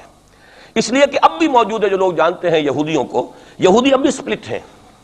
ان میں جو زیادہ مذہبی طبقہ ہے وہ زائنسٹ نہیں ہے، بلکہ وہ ان سے اختلاف کرتا ہے. زائنزم کی اپنی ایک تحریک تھی، وہ یوں سمجھیے کہ ایک ریشسٹ نیشنلسٹ موومنٹ ہے، وہ ایک نسلی قومیت کے اوپر چلنے والی جو ہے وہ ایک قوم پرستانہ جو ہے تحریک ہے. جو مذہبی طبقہ ہے، جو یہودی داڑیاں رکھتے ہیں اور جو لمبے لمبے بال رکھتے ہیں اور کالی ٹوپیاں پہنتے ہیں اور لمبی شیروانیوں ٹائپ جو ہے ان کے لانگ کوٹس ہوتے ہیں، اور یہ وہاں مینہٹن میں بڑے نظر آتے ہیں گھومتے ہوئے اور بہت سرمایہ دار ہیں، اسی لیے نیو یارک کو جو یارک کہا جاتا ہے. وہ یہودی جو ہے وہ ان میں بڑا طبقہ بھی موجود ہے کہ جو اس زائنزم کو اور اسرائیل کو تسلیم نہیں کر رہا. تو ظاہر بات ہے کہ ان کے لیے ضرورت ہوگی کہ کوئی مذہبی اپیل آئے. منتظر تو وہ بھی ہے مسیح کے، اب آنا تو نہیں ہے، وہ مسیح جو آئے گا وہ تو آئے گا ان کی ہلاکت کے لیے. اس سے پہلے کوئی کھڑا ہوگا اور اس کو پھر یہ مذہبی یہودی بھی مان لیں گے. نتیجہ یہ ہوگا کہ جو بھی پوری دنیا کا یہودی ہے وہ اس ایک علاقے میں آ جائے گا اور وہ اپنے اس گریٹر اسرائیل کے لیے پھر جو وہاں پر جنگ کی بھٹی دہکے گی. یہ کتاب الملاحم، اکثر جو حدیث کی کتابیں ان کے آخر میں آ کے کتاب الملاحم کا باب ہے علیحدہ علیحدہ، جس میں کہ اس دور کی خبروں کا جو ہے حضور نے پوری پیشین گوئیاں کی ہیں کہ یہ کچھ ہونا ہے. جہاں تک المسیح الدجال کا تعلق ہے اس کے بارے میں تو الفاظ یہ ہیں کہ کوئی نبی اللہ کا ایسا نہیں گزرا کہ جس نے مسیح الدجال کی فتنے سے خود پناہ طلب نہ کی ہو اللہ کی. خود حضور کی جو دعائیں ہیں معصورہ اس میں ہے وہ اعوذ بک من فتنۃ المسیح الدجال، اے اللہ میں تیری پناہ طلب کرتا ہوں فتنۃ مسیح الدجال سے. وہ فتنہ اب سر پر آیا ہوا ہے. یہ چند سالوں کی بات ہے اور اکثر و بیشتر کچھ اور حوالوں سے بھی، وہ نوسٹروڈیمس کے حوالے سے ہو یا کسی اور کے حوالے سے ہو، پیشین گوئیاں وغیرہ. دنیا میں اس وقت پوری اس فضا کے اندر جو مذہبی فضا ہے یورپ کی، وہ بھی بہت پریگننٹ ہے اس حوالے سے کہ یہ پیشین گوئیاں اور اس طرح کی خبریں اور اس طرح کی آمد. چنانچہ میں کئی مرتبہ کر چکا ہوں کہ آپ کو امریکہ میں بمپرز کے اوپر سٹیکرز ملتے ہیں، مسیح is coming, Jesus is coming. یہ عیسائیوں کا ہے، وہ بھی منتظر ہیں حضرت مسیح کی آمد کے. ہم بھی منتظر ہیں حضرت مسیح کی آمد کے. وہی مانا کہ حضرت مسیح نازل ہوں گے، حضور نے خبر دی ہے، اور آ کر مسلمان کے پیچھے نماز پڑھیں گے. وہ ایک امتی کی حیثیت سے آئیں گے، اب نبی کی حیثیت سے نہیں آئیں گے، بلکہ اپنی امت جو ہے یہود جنہوں نے کہ ان کو انکار کر دیا تھا قبول کرنے سے، ان کو سزا دینے آئیں گے. انہی کی ہلاکت اور بربادی کے لیے آئیں گے، جیسے کہ حضرت نوح کی نگاہوں کے سامنے ان کی قوم ہی نہیں ان کا بیٹا بھی غرق کیا گیا نگاہوں کے سامنے، جس طرح کہ حضرت ہود کی نگاہوں کے سامنے ان کی قوم جو ہے وہ برباد کی گئی. اسی طریقے سے اللہ کا یہ قانون رہا ہے کہ جس قوم کی طرف رسول بھیج دیا، اس قوم نے اگر رد کر دیا دعوت کو، اس قوم کو اسی رسول کے سامنے ہلاک کیا گیا تاکہ نظر آ جائے کہ یہ تمہارے جو مجرم ہیں یہ کیفر کردار کو پہنچ گئے. یہ ہے معاملہ کہ جو یہودیوں کے ساتھ بعد میں پیش آنا ہے. اس کے بعد تو پھر وہ اسلام کے غلبے کا دور آ جائے گا، لیکن اس سے پہلے مسلمانوں پر شدید ترین عذاب کا دور آ رہا ہے. اور یہ خبریں جو ہیں یہ بھی احادیث میں. اسی لیے میں نے کہا تھا کہ موجودہ حالات اور امیڈیٹ فیوچر بہت ڈارک ہے، بہت گلومی ہے مسلمانوں کے لیے. البتہ مسلمانوں میں اور مسلمانوں میں ایک فرق ہے، یہ اس کو نوٹ کیے. میں ساری باتیں جو کہہ رہا ہوں محکمات قرآنی کی بنیاد پر کہہ رہا ہوں. میرا تو بہرحال جو بھی اب زندگی گزری ہے قرآن مجید کے پڑھنے پڑھانے میں گزری ہے، اسی پر سوچ بچار ہے. گفتگو میری ہے تو قرآن کے حوالے سے الحمدللہ، دعوت ہے تو قرآن کی ہے. تو میں جو کچھ کہہ رہا ہوں، لیکن اب ہر چیز کے لیے تفاصیل سے اور تفصیل کے ساتھ دلائل بیان کرنے کا یہ وقت نہیں ہے. مختلف مواقع پر میں اس کے لیے دلائل دیتا رہا ہوں.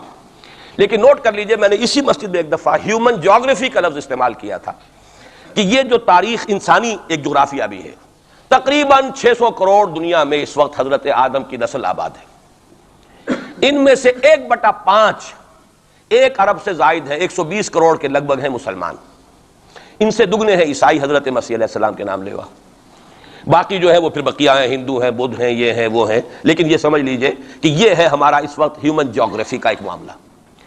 یہ جو 120 کروڑ کے قریب مسلمان ہے، کلمہ گو ہے، محمد کا امتی ہے صلی اللہ علیہ وسلم، اب اس کے دو حصے کر لیجئے۔ 20 کروڑ کے لگ بھگ ہے عرب، اور عرب سے مراد ہے جن کی اس وقت مادری زبان عربی ہے، جو عربی بولتے ہیں، عربی سمجھتے ہیں، عربی ان کی زبان۔ نسلاً سب کے سب عرب نہیں ہیں، ان میں بربر بھی ہے، شمالی افریقہ کے بربر ہیں نسلی طور پر، لیکن یہ کہ جب مسلمان وہاں غالب آ گئے ان کی زبان ہی ختم ہو گئی، تہذیب بھی ختم ہو گئی، وہ بالکل پورے عربائزڈ ہو گئے، یہاں تک کہ سوڈانی پورے عربائزڈ ہیں، ان کی عربی زبان ہے، عربی بولتے ہیں۔ تو یہ سب کے سب جو اس وقت میں عرب جو کہہ رہا ہوں وہ در حقیقت عرب جو کہ عربی بولنے والے عرب ہیں، اور دوسرے جو ہے نان عرب وہ تقریباً 100 کروڑ ہیں، اور اس میں بھی نوٹ کر لیجئے ان میں سے لگ بھگ 40 کروڑ سب کانٹیننٹ میں آباد ہے۔ سب کانٹیننٹ پاکستان، بھارت اور بنگلہ دیش، 40 کروڑ۔ کتنی بڑی تعداد ہے امت مسلمہ کا، 1/3۔ اگر ٹوٹل 120 کروڑ ہے تو ٹوٹل کا 1/3 جو ہے وہ ان 3 ملکوں کے اندر ہے جو کبھی ایک ہندوستان ہوتا تھا، اس لیے میں اس کے لیے لفظ استعمال کرتا ہوں بر عظیم پاک و ہند، اس میں 40 کروڑ کے قریب مسلمان۔ بہرحال اس میں جو تقسیم ہے اذرو قرآن وہ دو کی ہے، امیین اور آخرین، یہ قرآن کی اصطلاحات ہیں سورہ جمعہ میں۔ هو الذی بعث فی الامیین رسولا منہم، ایک امیین ہیں جن میں سے خود حضور تھے، عرب، آپ کی زبان عربی، اور انہی کی زبان میں قرآن نازل ہوا۔ نوع انسان را پیام آخری حاملہ رحمت للعالمین، وکذالک انزلناہ قرآنا عربیا لعلکم تعقلون۔ لعلکم تعقلون میں تو مخاطب نہیں ہوں، میری زبان تو عربی نہیں ہے، لعلکم تعقلون میں کون مخاطب ہے؟ وہ جن کی زبان عربی ہے۔ ان لوگوں کو اللہ نے رتبہ زیادہ دیا، فضیلت دی، اس سے بڑی فضیلت کیا ہوگی؟ حضور انہی میں سے ہیں صلی اللہ علیہ وسلم۔ منہم هو الذی بعث فی الامیین رسولا منہم، انہی میں سے۔ پھر یہ کہ ان کی زبان میں اللہ نے اپنا کلام نازل کیا، فضیلت بھی بڑی ہوئی، لیکن فضیلت جہاں بڑی ہوتی ہے ذمہ داری بھی زیادہ بڑی ہوتی ہے، اور زیادہ بڑی ذمہ داری والا آدمی کوتاہی کرتا تو سزا بھی زیادہ بڑی ہوتی ہے۔ تینوں چیزیں جو ہے لازم و ملزوم ہیں۔ جن کے درجے ہیں سوا، ان کی سوا مشکل ہے، درجہ سوا ہے، بلند ہے، ذمہ داری بھی زیادہ ہے، کوتاہی ہوگی تو سزا کی بھی زیادہ مستحق ہو گئے۔ اس کا مصداق ہے عالم عرب، خاص طور پر وہ جو اصل عرب ہے پرانے، لیکن طبعاً چاہے وہ غیر عرب تھے لیکن عربی زبان اب ان کی مادری زبان ہو چکی ہے، وہ بھی اس میں شامل ہوں گے۔ ان پر اصل سزا کا دور ان پر آنا ہے، اور ایک عجیب بات ہے، انہی پر اصلاً ایک سزا کا دور پہلے بھی آیا تھا، یہ سیکنڈ ٹائم ہے، جیسے کہ بنی اسرائیل کے بارے میں آیا ہے، وَقَضَيْنَا إِلَىٰ بَنِي إِسْرَائِيلَ فِي الْكِتَابِ لَتُفْسِدُنَّ فِي الْأَرْضِ مَرَّتَيْنِ وَلَتَعْلُنَّ عُلُوًّا كَبِيرًا۔ بنی اسرائیل کے لیے بھی ہم نے طے کر دیا تھا کہ 2 مرتبہ تم 2 سرکشی کرو گے اور ہمارے عذاب کے کوڑے تمہاری پیٹھ پر برسیں گے۔ یہی معاملہ بنی اسماعیل کا ہے۔ پہلا دور ان پر آیا تھا کب؟ آج سے 750 برس قبل، کروڑوں قتل کروائے تاتاریوں کے ہاتھوں، ان کی حکومت ختم، آخری خلیفہ بنی عباس اس کو نکال کر محل سے اور جانور کی ایک کھال کے اندر لپیٹ کر، اور تاتاریوں نے اپنے گھوڑوں کے سموں تلے کو چل دی، خاتمہ۔ اور پھر انہی تاتاریوں کو اسلام کی توفیق دے دی، اسلام کا جھنڈا ان کے ہاتھ میں تھما دیا ہے۔ آیا فتنہ تاتار کے افسانے سے پاسماں مل گئے کعبے کو صنم خانے سے۔ اس کے بعد کچھ عرصے رہا معاملہ ہسپانیہ میں عربوں کا، آج سے 500 برس قبل وہ بھی خاتمہ ہوا۔ تو عربوں پر ایک دور تو وہ آ چکا، لیکن وہ دور ایکسٹرمینیشن کا نہیں تھا، وہ دور کاہے کا تھا؟ معزول کر دیے گئے، امت کی جو قیادت تھی وہ غیر عرب کو منتقل ہو گئی۔ ترک کون تھے؟ غیر عرب۔ ترکوں ہی کے اندر سے یہ 4 جو ہے یہ سٹاکس نکلے ہیں، ایک سٹاک ایک ہے، 4 اس میں سے آپ کہہ لیجئے یہ مختلف اس کی شاخیں ہیں۔ ترکان تیموری ہندوستان میں آ گئے، ترکان صفوی ایران میں آ گئے، ترکان سلجوقی مڈل ایسٹ میں رہے بہت عرصے تک، اور پھر ترکان عثمانی کا تو کہنا ہی کیا ہے، وہ تو گویا کہ جو وہ رومن امپائر تھی اس کا جانشین جو بنا ہے وہ در حقیقت اس کے بعد وہ تو آل عثمان کی حکومت ہے۔ ترکان عثمانی، یہ عثمان حضرت عثمان نہیں ہے رضی اللہ تعالیٰ عنہ، یہ ایک تاتاری سردار ہے عثمان، جن کی اولاد ہے جس کو آپ آٹومان ٹرکس کہتے ہیں، اور یہ پھر سلطنت جو ہے آٹومان گریٹ آٹومان کنگڈم جو کہ اب ختم ہوئی ہے اس صدی میں، پہلی یہ جو صدی ہے اس کی ابتدا میں پہلی جنگ عظیم کے بعد اس کا خاتمہ ہوا ہے، اس کا بس صرف ایک سمجھیے کہ نشان ترکی کی شکل میں رہ گیا ہے، باقی وہ گریٹ امپائر جو تھی ختم ہو۔ اسی کے ریمیننٹس بوسنیا میں بیٹھے ہوئے ہیں جن کے اوپر اس وقت ظلم ہو رہا ہے، انہی کے جارجیا میں بیٹھے ہوئے، جارجینز تو ہیں بھی اصل میں ٹرک، نسلاً ٹرک ہیں، بوسنینز جو ہے ٹرکس نہیں ہیں، لیکن یہ اسی زمانے میں اسلام لائے تھے جبکہ یہاں پر آل عثمان کی حکومت قائم ہوئی تھی اور پورا مشرقی یورپ جو ہے وہ ترکان عثمانی کے زیر نگین تھا۔ بہرحال یہ ایک صدا کا دور جو ہے وہ تو آ چکا، دوسری صدا اور سختر صدا کا دور اب آ رہا ہے۔ اس کا آغاز گلف وار سے ہو چکا ہے۔ جیسا کہ میں نے عرض کیا، ٹائم ٹیبل کوئی نہیں دیا جا سکتا، خبریں موجود ہیں، اس کے بعد یہ ہونا ہے، یہ ہونا ہے، یہ ہونا ہے، اور 8 اقساط میں ہم ندائے خلافت میں وہ مضمون شائع کر چکے ہیں، جس میں احادیث میں زیادہ تر سنن ابی داؤد کی روایات ہیں، بڑی تفصیل موجود ہے۔ اور یہ ہے، مجھے بھی پسند نہیں، آپ کو بھی پسند نہیں، اور پسند نہ ہونے کی وجہ سے زبان پر ہم نہیں لاتے، اسی وجہ سے لوگ جو ہے ناواقف ہیں۔ یہ سارے ممالک حدیث میں موجود ہے کہ مسلمانوں کے ہاتھوں سے نکل جائیں گے، جنہیں یہودی گریٹر اسرائیل میں شامل کرتے ہیں۔ شام سارا، عراق سارا، مصر کا ڈیلٹا جتنا علاقہ زرخیز ہے اس کا جو بھی اچھا علاقہ ہے سارا، شمالی حجاز کا علاقہ سارا، یہاں تک کہ حدیث میں تو آتا ہے کہ مدینے کے دروازوں تک پہنچ جائیں گے، لیکن مدینے میں داخل نہیں ہو سکیں گے، اللہ تعالیٰ خصوصی حفاظت فرمائے گا۔ لیکن یہ کہ مدینے کے دروازے، اب مدینے سے اوپر کتنا حجاز کا علاقہ ہے، عرب کا، سعودی عرب کا، ترکی کا بھی مشرقی علاقہ جو ہے، یہ سارا موجود ہے، احادیث کے اندر موجود ہے۔ تو یہ بڑی تلخ بھٹی آنے والی ہے۔ لیکن دوسری بات جو میں عرض کرتا رہا ہوں، اب اس کے حوالے سے آئیے اس روح عرضی پر، اچھا یہ بات بھی سامنے رکھ لیجئے، یہ کیوں ہے سزا؟ سزا اس لیے ہے کہ ہم نے اسلام سے بے وفائی کی، سیدھی بات ہے۔ اللہ کو تو نہ ہم سے کوئی دشمنی ہے، نہ ہمارے دشمنوں سے کوئی اس کی دوستی ہے، معاذ اللہ ثم معاذ اللہ۔ اس کی دوستی کہاں، کفار سے کہاں ہوگی؟ نبوکدنضر کے ہاتھوں بنی اسرائیل کو پٹوایا تھا اگر، تو کیا نبوکدنضر سے دوستی تھی اللہ کی؟ اور کیا اسرائیلیوں سے اور یہودیوں سے کوئی دشمنی تھی؟ ان کو تو غرہ یہ تھا کہ نحن ابناء اللہ واحباہ، ہم تو اللہ کے بیٹوں کے مانند ہیں، ہمیں تو آگ بھی نہیں چھو سکتی، لن تمسنا النار الا ایاما معدودات، آئے گی بھی تو چند دن کے لیے چھوئے گی، ہمیں فوراً نکال لے گا اللہ، ہم تو اس کے بیٹوں کے مانند ہیں، چہیتے ہیں، ابراہیم کی نسل سے ہیں، ہم سب محمد کی نسل سے نہیں ہیں صلی اللہ علیہ وسلم۔ وہ تو صرف سادات جو بھی ہیں، سچے سادات ہیں یا بنے ہوئے سادات ہیں، وہی دعویٰ کر سکتے ہیں نا کہ وہ حضور کی نسل، اور وہ بھی نسل کیا ہے، حضور کی تو نہیں ہے، وہ تو حضرت علی کی نسل ہے، نسل بیٹی سے تو چلتی نہیں ہے، وہ تو بیٹے سے چلتی ہے۔ حضور صلی اللہ علیہ وسلم کی اصل نسل جو ہے وہ تو اللہ تعالیٰ نے چلائی نہیں، وہ تو حضرت ابراہیم کا بھی انتقال ہوا ہے، اور اس کی اپنی جگہ پر ایک حکمت ہے، وہ اس وقت میرا موضوع نہیں ہے۔ تو ہم تو نسل نہیں ہے محمد کی صلی اللہ علیہ وسلم، کم سے کم میں تو نہیں ہوں اسی، لیکن وہ یہودی تو کہتے ہیں ہم ابراہیم کی نسل ہیں سب کے سب، تو انہیں تو یہ غرہ ہونا جو ہے، یعنی معلوم ہوتا ہے کہ وزن ہے ان کی بات میں، نحن ابناء اللہ واحباہ، وہ ابراہیم جسے خلیل اللہ قرار دے رہا ہے اللہ تعالیٰ، میرا خلیل ہے، واتخذ اللہ ابراہیم خلیلا، جسے امام الناس قرار دے رہا ہے، انی جاعلک للناس اماما، جو ابو الانبیاء ہے، جس کی نسل میں سینکڑوں نبی آ گئے، اس کی جب ہم اس کی اولاد ہیں تو اللہ کے ہاں ہمارے ساتھ تو پریفرنشل ٹریٹمنٹ ہوگا۔ یہ ان کو غرہ تھا، یہی ہمیں۔ لیکن جان لیجئے جب انہیں پٹوایا، جب قرآن مجید نے کہا فَلِمَ يُعَذِّبُكُم بِذُنُوبِكُم، ایسا ہی تمہارا غرہ ہے، تم اللہ کے چہیتے ہو، تو اللہ تمہیں کیوں سزائیں دیتا رہا ہے؟ نبوکدنضر سے کیوں پٹوایا، رومن سے کیوں پٹوایا، اس صدی میں جرمنوں سے کیوں پٹوایا، لاکھوں کی تعداد کے اندر؟ معلوم ہوا کہ اللہ کا معاملہ جس قوم سے بھی ہے، کووننٹ ہے، وہ میثاق ہے ہمارا اللہ کے ساتھ، میثاق قرآن ہے ہمارا، ان کا میثاق تورات تھی، پکڑو اس کو، خذوا ما آتیناکم بقوۃ، پکڑو اس کو مضبوطی کے ساتھ جو ہم نے تمہیں دیا ہے، اگر اس سے بے وفائی کرو گے تو ہم سے کوئی تعلق نہیں، بلکہ تم مجرم ہوگے اصل۔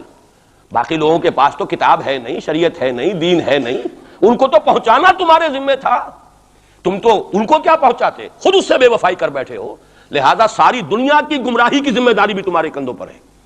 یہ ہے وہ جرم جس کی بنا پر سزا ملے گی، سزا کے مستحق ہیں ہم، اور ہم میں سب سے بڑھ کر عرب ہیں جن کی مادری زبان عربی ہے، جن کو صرف نحو پڑھنے کی ضرورت نہیں قرآن سمجھنے کے لیے، وہ تو از دل خیزت بر دل ریزت، براہ راست کمیونیکیشن قرآن سے ہو رہی ہے، وہ بے وفائی کریں تو ظاہر بات ہے مہا مجرم وہ ہیں۔ لیکن پھر غیر عرب مسلمانوں میں اس وقت روئے ارضی پر سب سے بڑی مجرم قوم 10 کروڑ مغربی پاکستانی ہے۔ یہ میں ڈنکے کی چوٹ کہہ رہا ہوں اور بہت عرصے سے کہہ رہا ہوں، اس لیے کہ ہم وہ لوگ ہیں کہ جنہوں نے اسلام کے نام پر ملک بنایا، کوئی ملک دوسرا دنیا میں اس وقت اسلام کے نام پر نہیں بنا۔ ہم وہ لوگ ہیں پاکستان بنانے کے لیے لاکھوں جانیں مسلمانوں کی کلمہ گوؤں کی گئیں اور ہزاروں عصمتیں لوٹیں، اور نہ معلوم کتنی مسلمان لڑکیاں اور عورتیں جو ہے رہ گئی پھر بھی ہمیشہ ہی سکھوں کے پاس، اور وہ آئی نہیں پاکستان اس اسلام کے نام پر۔ اور کیا کیا ہے ہم نے؟ 46 برس ہو گئے، اس کہاں اسلام ہوا؟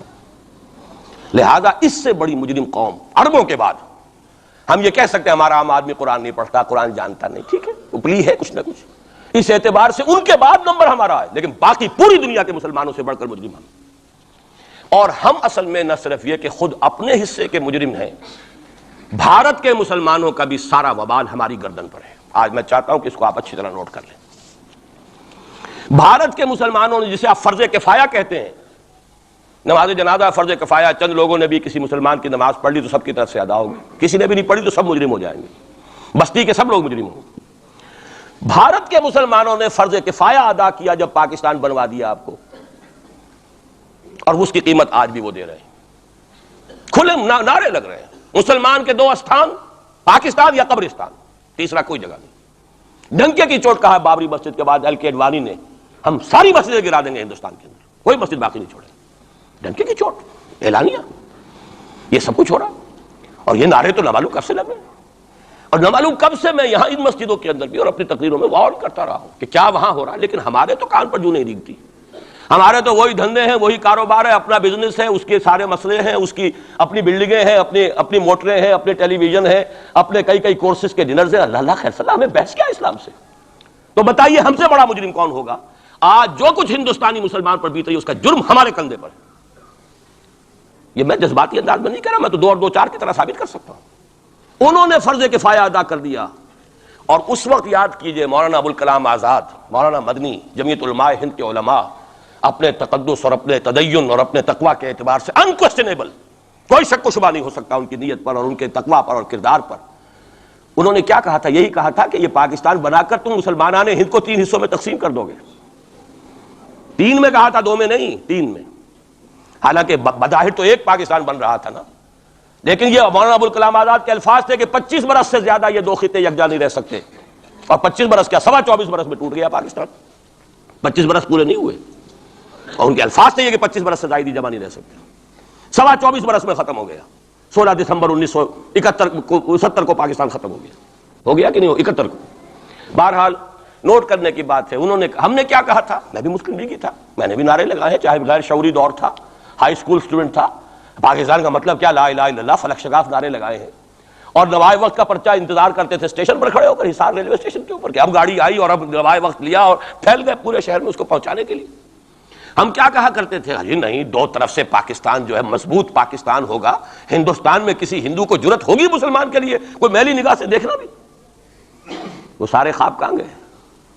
وہ تو حرم ہوئے، وہ 2 طرف کا جفا تھا وہ تو ختم ہوا، اس لیے کہ وہ زنبور تو اب رہا ہی نہیں، وہ تو کھل گئی، نوٹ ہی ختم ہوئی وہ مشرقی پاکستان۔ اور حال یہ ہے کہ آپ کی وزیر اعظم بنگلہ دیش نے یہ بھی پسند نہیں کیا کہ بابری مسجد پر جو بیان تھا وہ نواز شریف صاحب کے ساتھ مشترک بیان دے دیں۔ یہ اشتراک بھی دنیا کے سامنے نہ آ جائے کہ مشرقی پاکستان سابقہ اور اس وقت بنگلہ دیش کی وزیر اعظم اور مغربی پاکستان جو اب وٹ ریمینز آف پاکستان کے تحت صرف پاکستان ہے، اس کے وزرائے اعظم نے مشترکہ بیان دے دیا، یہ بھی نہیں آنا چاہیے۔ یہ حال ہے ہمارا۔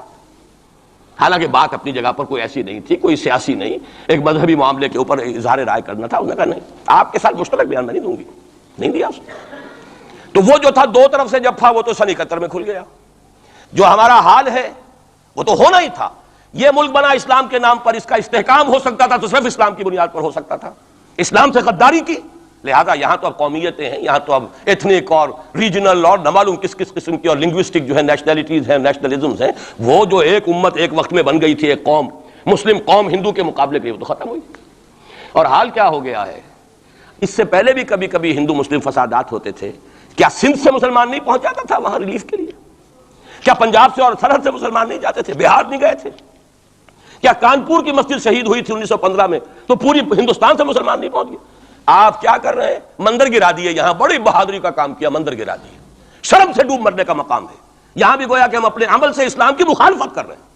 اسلام تو اجازت نہیں دیتا، آپ کسی اور کے جرم کی سزا کسی اور شخص کو نہیں دے سکتے۔ ہمارے پاس تو یہ سیکریٹ ٹرسٹ ہیں، یہ لوگ ذمہ وہ اپنے آپ کو منواتے نہیں، لیکن ہمارے تصور سے، اسلام کے تصور سے ذمہ ہے۔ ان کی جان، مال، عزت، آبرو، ان کی عبادت گاہوں کی حفاظت کا ذمہ ہے ہمارا۔ ایک بڑی بہادری کی ہے، ذرا سوچئے تو صحیح، کیا دنیا نے سوچا ہوگا؟ اور نتیجہ کیا نکلا؟ اگر کسی درجے میں بھی بابری مسجد کی شہادت پر کوئی دنیا میں کوئی رائے عامہ ہو سکتی تھی کوئی ہندوستان کے خلاف، ختم ہو گئی۔ جو انہوں نے کیا 10 گنا تم نے کر لیا۔ انہوں نے ایک مسجد گرائی ہے، تم نے اتنے 100 کہتے ہیں، پتہ نہیں، مجھے تو معلوم نہیں 100 گرائے کتنے گرائے ہیں، بہرحال جتنے مندر تھے تم نے گرا دیے۔ فرق کیا ہے؟ ایک کردار ہے تمہارا، ایک ہی تمہارا اخلاق ہے، ایک ہی تمہارا معیار ہے، کوئی فرق ہی نہیں۔ بلکہ وہاں تو کم سے کم یہ تو رہا ہے دنیا کی آنکھوں میں دھول ڈالنے کے لیے، کم سے کم یہ کہ فارن منسٹری جو ہے اس نے ریزائن کیا، ہم نے مان لیا جی ہم نہیں کر سکے، ہم مجبور رہے، حالانکہ سب ان کی اجازت سے ہوا ہے، بلکہ ان کی ملی بھگت سے ہوا ہے۔ لیکن یہ کہ کلیان سنگھ نے فوراً استعفیٰ دے دیا، منسٹری ختم۔ پھر وہ بھارت کی مرکزی حکومت نے اور بھی پارٹیز کو بھی بین کر دیا، اور اس کے بعد یہ ہے کہ انہوں نے حکومتیں بھی 3 اور صوبوں کی توڑ دی۔ وہ تو سرخرو ہو گئے پوری دنیا کی جو رائے عامہ ہے، ہم اس کے سوا کیا کر سکتے ہیں؟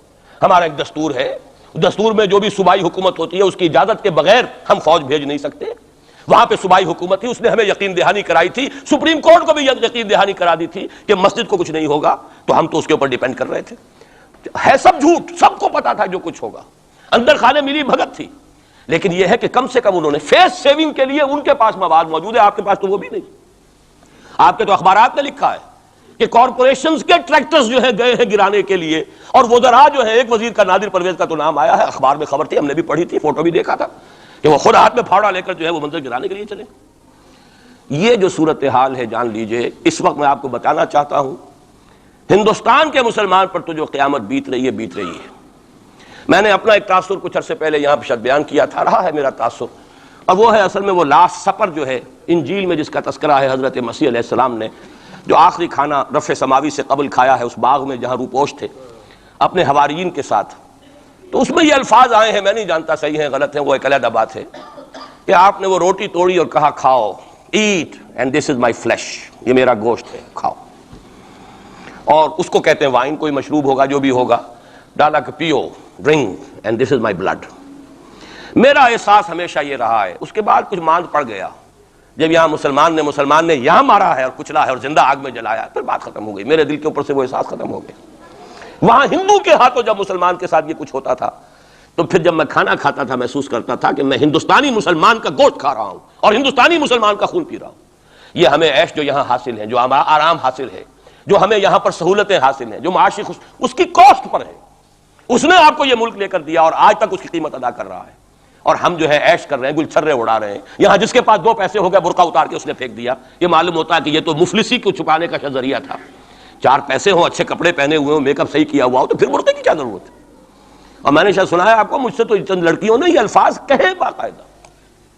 میں جب پریکٹس کرتا تھا لاہور میں کرشن نگر میں، تو ایک گھرانے کی، اور مجھے معلوم ہوا کہ ان کے والد انتہائی نیک تہجد گزار، کئی لڑکیاں تھیں بہنیں، ایک ہی تقریباً عمر 200 سے 1.5 سال کی، کبھی وہ آتی تھی کلینک میں میرے تو برقعے سمیت، کبھی آ رہے ہیں تو بغیر برقعے کے۔ تو میں نے پوچھا یہ کیا تماشا ہے آپ لوگوں کا، کبھی بغیر برقعے کے کبھی برقعے سمیت۔ صاف جواب دیا، میں ان کے الفاظ کوٹ اینڈ کوٹ میں ان کے الفاظ کوٹ کر رہا ہوں، ڈاکٹر صاحب جب ہمیں کوئی میک اپ کرنے کا، کپڑے بدلنے کا موقع نہیں ملتا تو ہم برقع پہن لیتے ہیں، اور جب ہمیں موقع ملتا پھر ہم برقع کائے کو پہن۔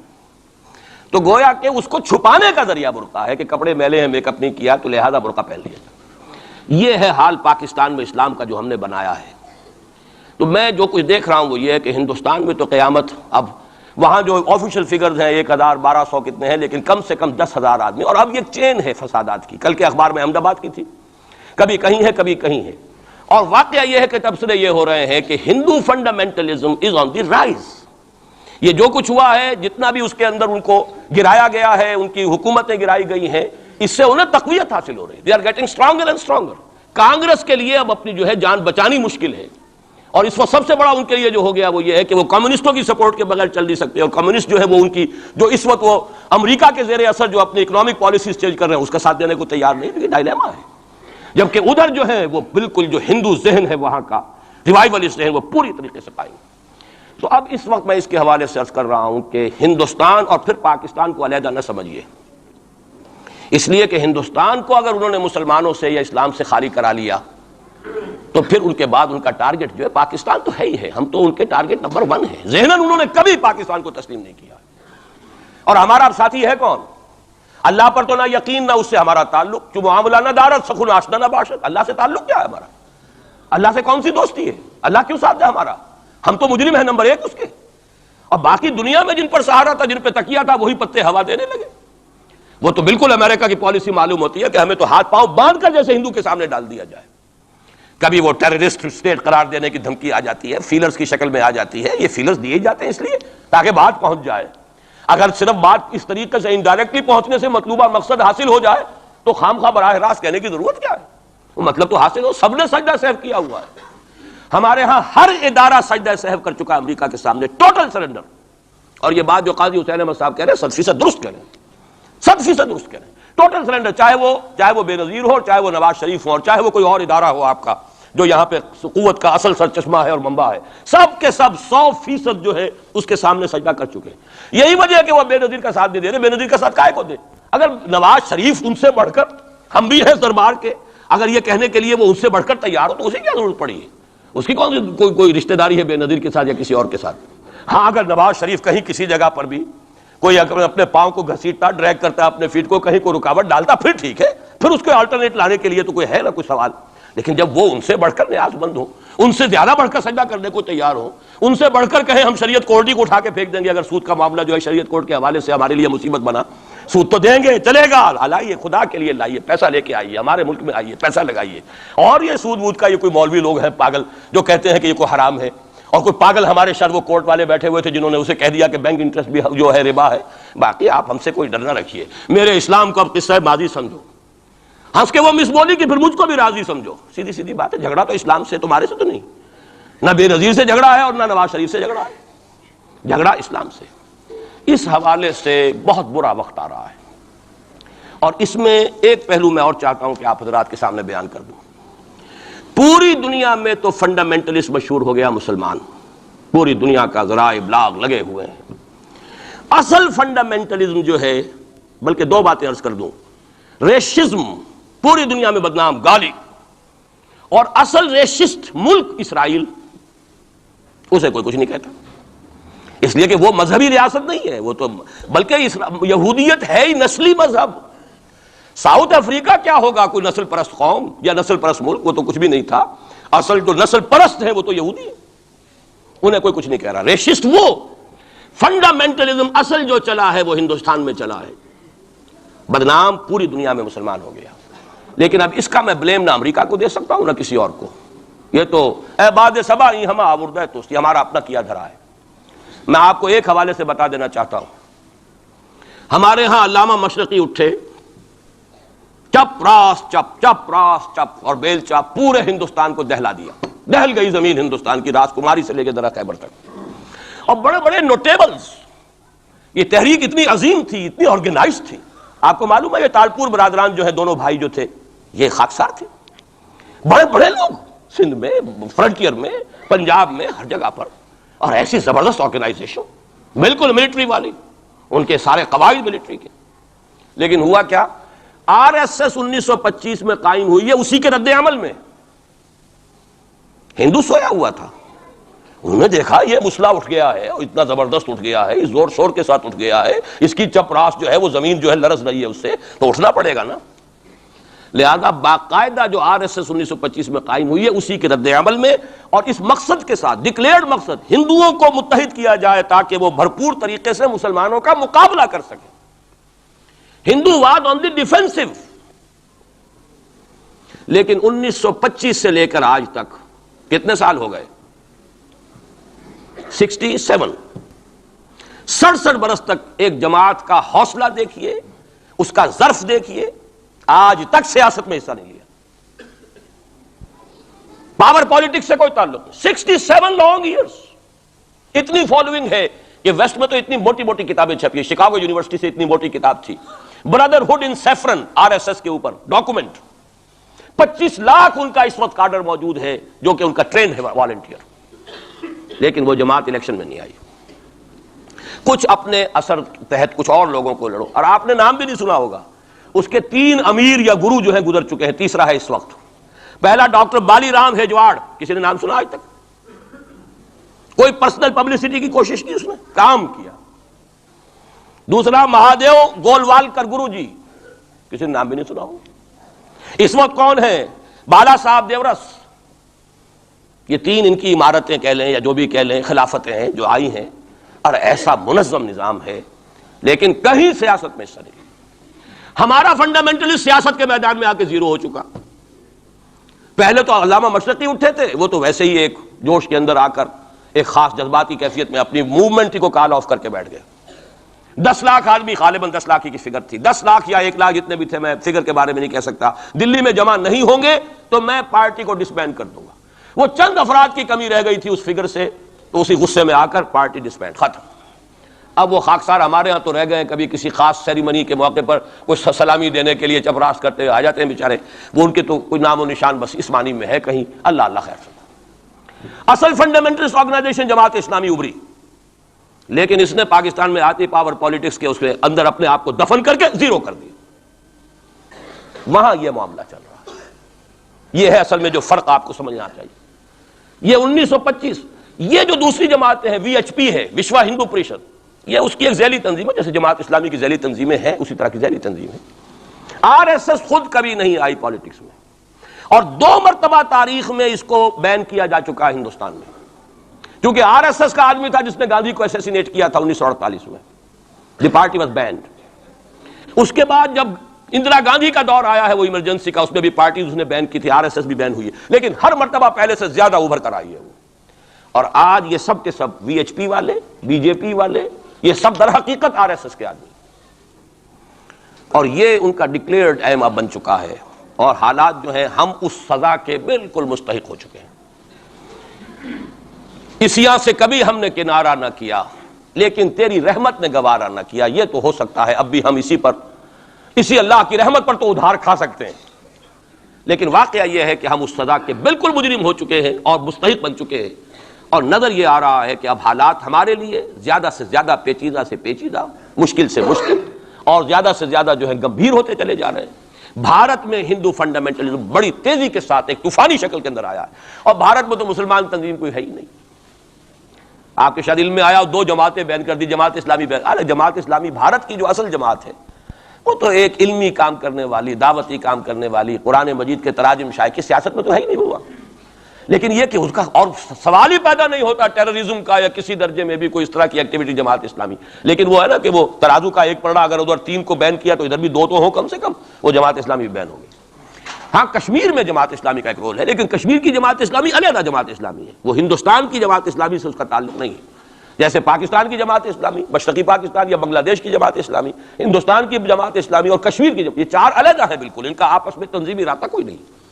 کشمیر کی جماعت اسلامی یقیناً ہے، اور یہ سمجھتا ہوں میں، اور یہ صحیح بات ہے، بعض تبصرہ نگاروں نے لکھی بھی ہے کہ اصل میں اس وار سے انہوں نے کشمیر کے مسئلے میں جب یہ بین کیا ہے وہاں کی 3 ہندو جماعتوں کو، تو اس کے ساتھ ہی 2 مسلمانوں کو ایک لپیٹ میں لے کر پارٹیز کو، تو کشمیر میں جو جماعت اسلامی چونکہ ابھی تک وہ بینڈ نہیں تھی، اور جماعت اسلامی کا آرگنائزیشنل جو ہے بیکنگ مل رہی تھی حزب المجاہدین کو، جو وہاں پر جو بھی اس وقت جو جد و جہد کر رہی ہے، لہذا اس کو کمزور کرنے کے لیے کیا ہے۔ لیکن یہ کہ ہندوستان میں کوئی مسلمانوں کی لیڈرشپ ہے ہی نہیں، سارے قائدین تو پاکستان بنا کے پاکستان آ گئے تھے، رہ تو گئے تھے وہاں پہ وہی جمیعت علماء ہند کے لوگ، اس وقت بھی سنبھالا ہے تو انہوں نے سنبھالا ہے، مولانا حفظ الرحمان سہاروی نے سنبھالا ہے، مولانا ابوالکلام آزاد نے کچھ سنبھالا دیا جتنا بھی دے سکے، باقی مسلم لیگی تو سبھی آ گئے تھے، وہاں سے رہ کون گیا تھا؟ لے دے کر مدراس میں کوئی 1-2 اور کیرالہ کے اندر، کیرالہ میں البتہ یہ کہ راشٹریہ سیوک سنگھ کے مقابلے میں مسلم سیوک سنگھ قائم کیا گیا، اور وہ کام بہت اچھا کر رہے تھے، لیکن یہ کہ ان کو بھی بین کر دیا گیا، انہوں نے خود بھی اپنے آپ کو ڈیزالو کر لیا، انہوں نے کہا کہ جب ہمارا تو اصل مسئلہ جو ہے وہ راشٹریہ سیوک سنگھ سے ہے، اگر آر ایس ایس بین ہو گئی تو ہمیں کوئی ضرورت ہی نہیں کام کرنے کی، انہوں نے خود بھی ڈیزالو کر لیا اپنے آپ کو۔ لیکن بہرحال یہ تو میں کچھ تفاصیل ہیں جو آپ کو بتا رہا ہوں، اصل بات یہ ہے کہ اس وقت ہندوستان میں مسلمانوں کی حالت بہت مخدوش ہے۔ ایک طرف وہاں یہود کے زیر اثر مسلمانان عرب پر تباہی کا دور، کسی بھی وقت کھڑا ہو سکتا ہے کوئی شخص مسیح بن کر، اور خبریں آ رہی ہیں مسیحی حلقوں کے اندر اور وہ یہودیوں کے اندر بھی کہ وہ تو در حقیقت کہیں پیدا بھی ہو چکا ہے اور کہیں پل رہا ہے، بڑھ رہا ہے، یہ ہے وہ ہے، اور جو گرانڈ ماسٹر ہے اس کا فری میسن کا، اس کا نام بھی کوئی صاحب مجھے کل بتا رہے تھے کہ اس کے گھر میں وہ شخص موجود ہے وغیرہ وغیرہ، واللہ عالم۔ لیکن یہ کہ جو کچھ میری جو بھی بات ہے وہ ہے قرآن اور حدیث کی روح سے۔ قرآن کا فلسفہ ہے کہ جس قوم کی طرف رسول بھیجا گیا اس نے اگر انکار کیا اس کو ختم کیا جاتا ہے۔ اس میں ایکسیپشن اب تک ہوئی ہے صرف یہود کی، رسولاً الی بنی اسرائیل کی حیثیت سے حضرت مسیح بھیجے گئے، انہوں نے رد کیا، یہ بھی کنڈیمڈ نیشن ہے، لیکن اس کو اللہ نے باقی رکھا ہوا ہے اس کا کوڑا مسلمان پر مارنے کے لیے، بدترین عذاب مسلمان پر لانے کے لیے، اس لیے کہ افضل امت بھی یہی تو ہے نا، سب سے بڑھ کر افضل، سارے نبیوں سے افضل ہمارا نبی صلی اللہ علیہ وسلم، اور ساری امتوں سے افضل ہم مسلمان امت، تو سب سے بڑی سزا کے مستحق بھی تو پھر ہم ہی ہوں گے۔ یہ مولانا اصلاحی صاحب کا جملہ میں نے پہلے بھی کبھی سنایا ہے کہ وہ کہا کرتے ہیں ان کے خاص علاقے میں اعظم گڑھ میں کہ جب کسی کو سزا دینی ہوتی تھی تو چمار کے ہاتھوں جوتا لگواتے تھے اسے، تاکہ وہ اگر راجپوت کو راجپوت ہی جوتا مارے گا تو اس میں اتنا اس کو درد نہیں ہوگا جتنا کسی راجپوت کو چمار جو ہے اس کے ہاتھ سے جوتا لگوایا جائے۔ تو یہ یہودیوں کے ہاتھوں مسلمانوں کو پٹوانا در حقیقت یہ عذاب در عذاب ہے۔ ایک کنڈیمڈ نیشن، ملعون قوم، ضربت علیہم الذلۃ والمسکنۃ وباؤوا بغضب من اللہ، وہ قوم ہے جس کے ہاتھوں مسلمانوں پر ادھر بھی آ رہا ہے اور یہاں بھی سامنے آ چکا ہے۔ لیکن ابھی وقت ہے اور اس کے لیے میں لایا ہوں آپ کے لیے تحفے کے طور پر سورہ یونس کی ایک آیت۔ وہاں فرمایا گیا ہے فلولا كانت قرية آمنت فنفعها ایمانها الا قوم یونس لما آمنوا كشفنا عنهم عذاب الخزي في الحیات الدنیا ومتعناهم الى حین۔ رسولوں کی تاریخ میں ایک استثناء ہے، میں چند منٹ اضافی لے رہا ہوں، آپ لوگ بھی حاضر ہیں ابھی اور میرا خیال ہے کہ دلچسپی آپ کی کم نہیں ہو رہی ہے، آیا بھی 4 مہینے بعد ہوں اس لیے وقت کا بھی زیادہ حق ہے میرا۔ ایک استثناء تو میں نے کہا یہودی، انہوں نے اپنے رسول کو اپنے اعتبار سے سولی پر چڑھایا لیکن ابھی تک بچے ہوئے ہیں، لیکن ان کی تو ہونی ہے وہ سزا جو آنی ہے حضرت مسیح کے ہاتھوں آنی ہے۔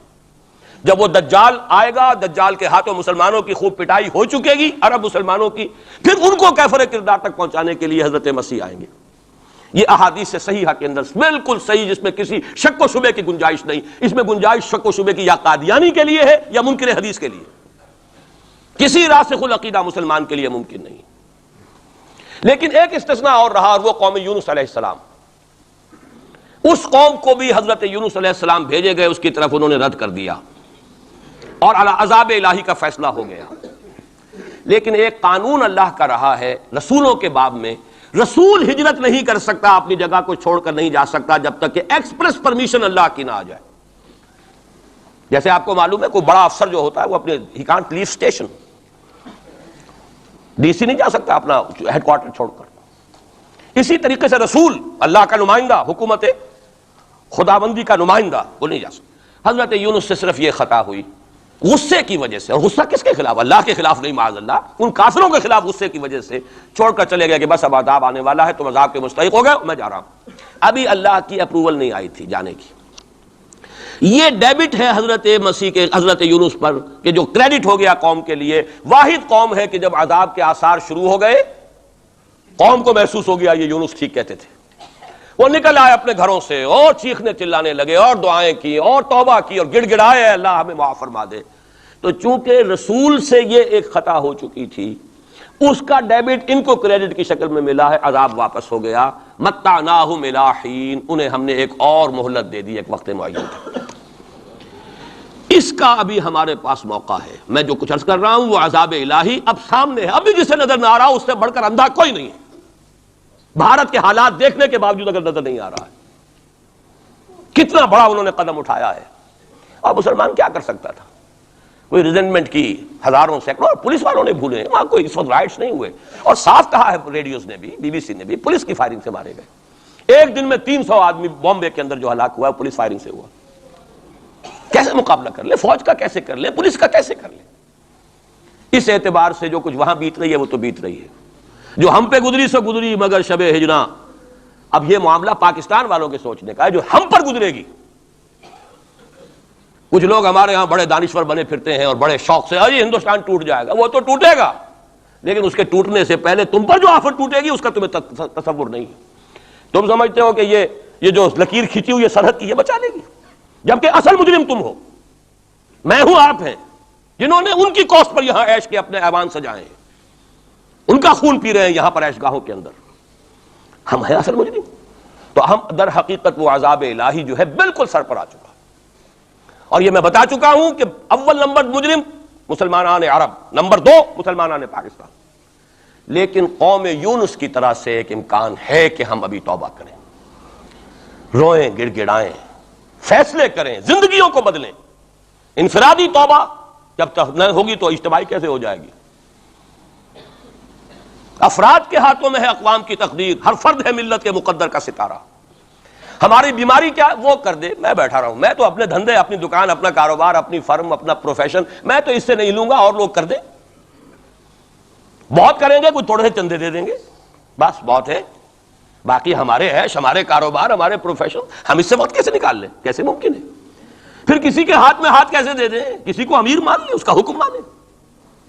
جبکہ دنیا میں جیسا کہ میں نے عرض کیا وہاں کیا ہوتا ہے، آر ایس ایس کے اندر اگلا امیر بھی وہ منتخب نامزد کرتا ہے پچھلا امیر، اور اپنے پاس رکھتا ہے ڈکلیئر کر کے کہ میرے بعد یہ ہوگا، تاکہ ٹریننگ اس کی زندگی میں لے لے. اور نظم چل رہا 25 لاکھ اس وقت ان کے والنٹیئرز ہیں پورے ہندوستان کے اندر.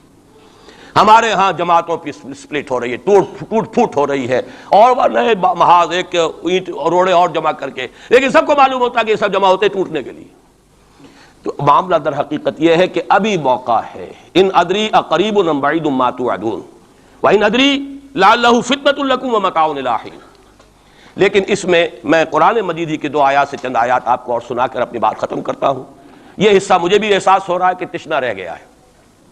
ہو سکتا ہے کہ میں ایک جمعہ اور یہاں اپنا قیام بڑھا لوں، کیونکہ آیا ہوں 4 مہینے بعد، تو شاید 1 جنوری کا جمعہ بھی یہاں، ابھی اس کو فیصلہ نہ سمجھیے، اعلان ہوگا تو اخبار میں آ جائے گا، لیکن اس کا امکان ہے، کیونکہ میں خود محسوس کر رہا ہوں کہ یہ دوسرا حصہ میری گفتگو کا جو ہے کہ کرنا کیا ہے، کس طور سے کرنا ہے، یہ جو ہے اس میں تشنا رہ گیا ہے. اور اب بہتر یہی ہے کہ میں زیادہ وقت اس وقت صرف نہ کروں، صرف وہ آیات آپ کا سورہ روم ہی کی آیات سن لیجئے.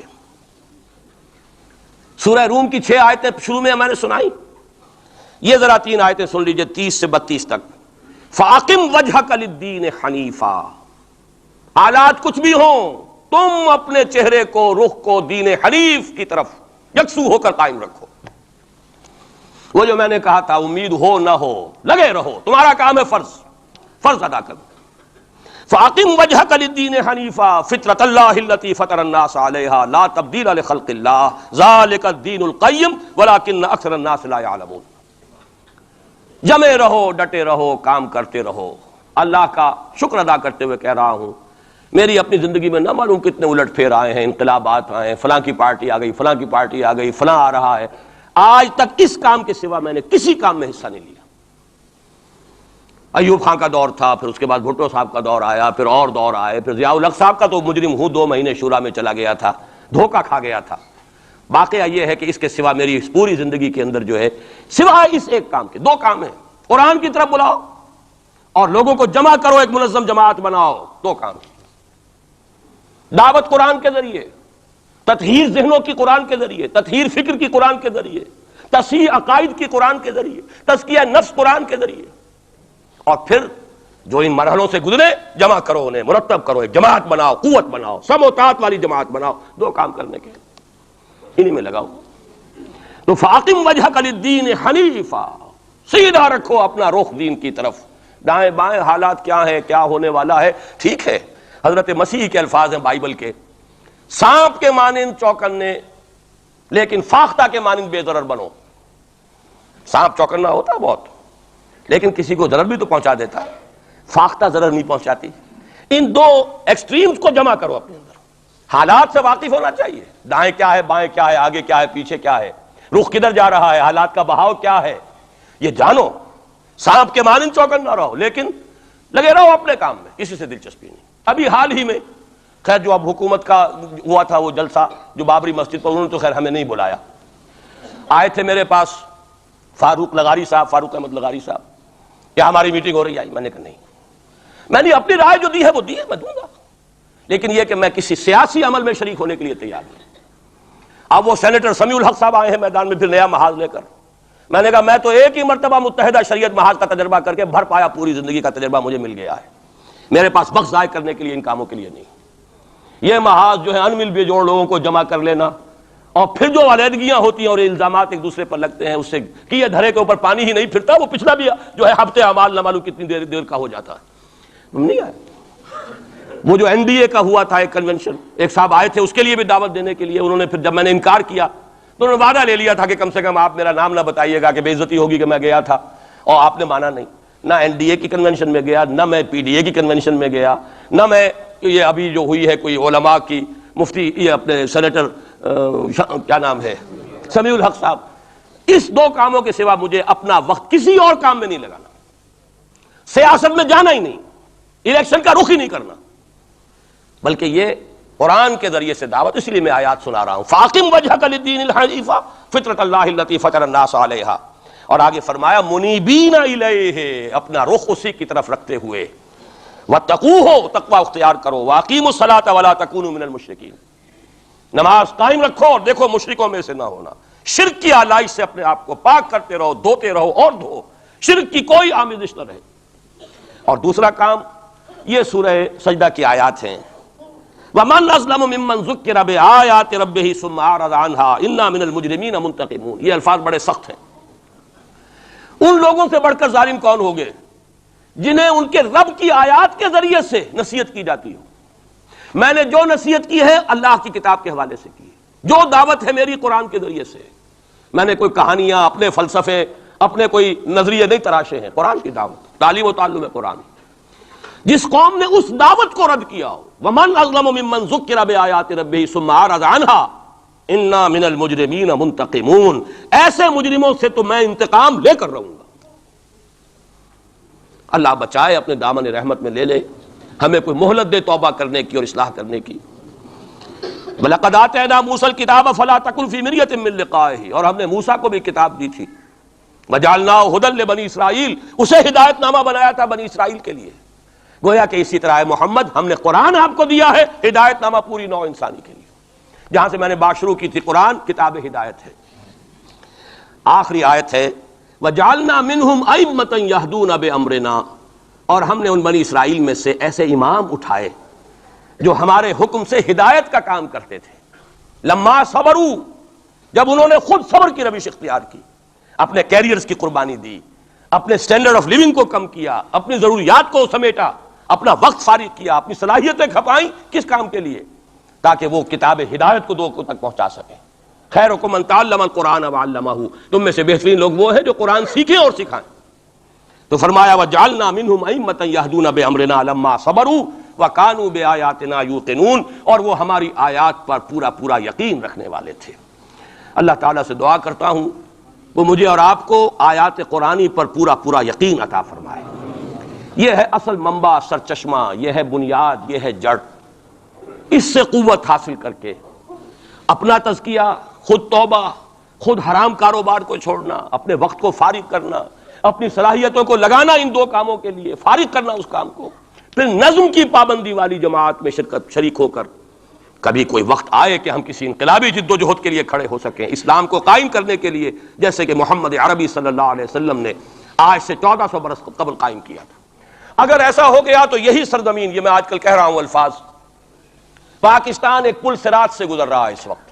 پل صراط کا تصور آپ کے سامنے ہے، جہنم کے اوپر ایک پل ہوگا جس پر سے جو مسلمان دنیا میں کہلاتے ہیں وہ گزارے جائیں گے، جو منافق ہوں گے حقیقی ایمان سے بے بہرا وہ ٹھوکر کھا کر گریں گے جہنم میں، اور جو اہل ایمان ہوں گے نور ایمان ان کے آگے آگے دوڑتا ہوگا، نورہم یسعی بین ایدیہم و بایمانہم، اس کی روشنی میں پل کراس کر جائیں گے، جنت میں داخل ہو جائیں گے۔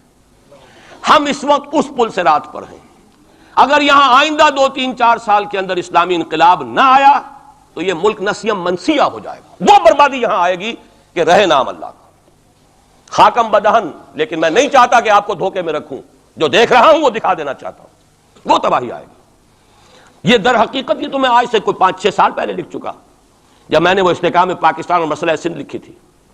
ایک ہی سن تھا جس سن میں کہ ہندوستان میں بھی اسلام داخل ہوا سندھ کے راستے، اسی سن میں اسلام اسپین میں داخل ہوا تھا جبرالٹر کے راستے، جبل الطارق کے راستے، یاد ہے؟ سن 92 یا 93 ہجری، 712 عیسوی، اس میں محمد ابن قاسم اسلام لے کر آئے، ہندوستان میں داخل ہوئے سندھ کے راستے۔ دونوں میں ایس ہے، سن بھی ایک، سندھ اور اسپین ایک ہی لفظ سے، ایک ہی لیٹر سے شروع ہو رہے ہیں۔ وہاں سے اسلام اور مسلمان کا خاتمہ ہو چکا، 500 برس ہو گئے، 1492 اور یہ 1992 ہے، پورے 500 برس، نام و نشان مٹ گیا اسلام کا، مسلمان کا۔ بعین ہی اسی کا اندیشہ اس بر صغیر پاک و ہند کے لیے، بعین ہی اسی کا اندیشہ۔ وہاں ہو سکتا ہے تو آپ کے ساتھ کیوں نہیں ہو سکتا؟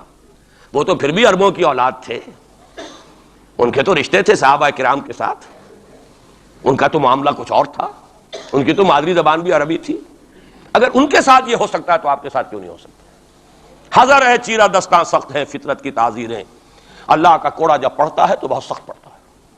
اب دو ہی میں نے جیسا کہ عرض کیا ہے، یا چنا کن یا چنی، یا تو اس اسلامی انقلاب کے لیے کمر بستہ ہو جائیں اور ورنہ پھر یہ کہ اس عذاب الہی کا کوڑا جو ہے وہ تو اب نظر آ رہا ہے. قوم یونس جیسے عذاب دیکھ کر ایمان لے آئی تھی.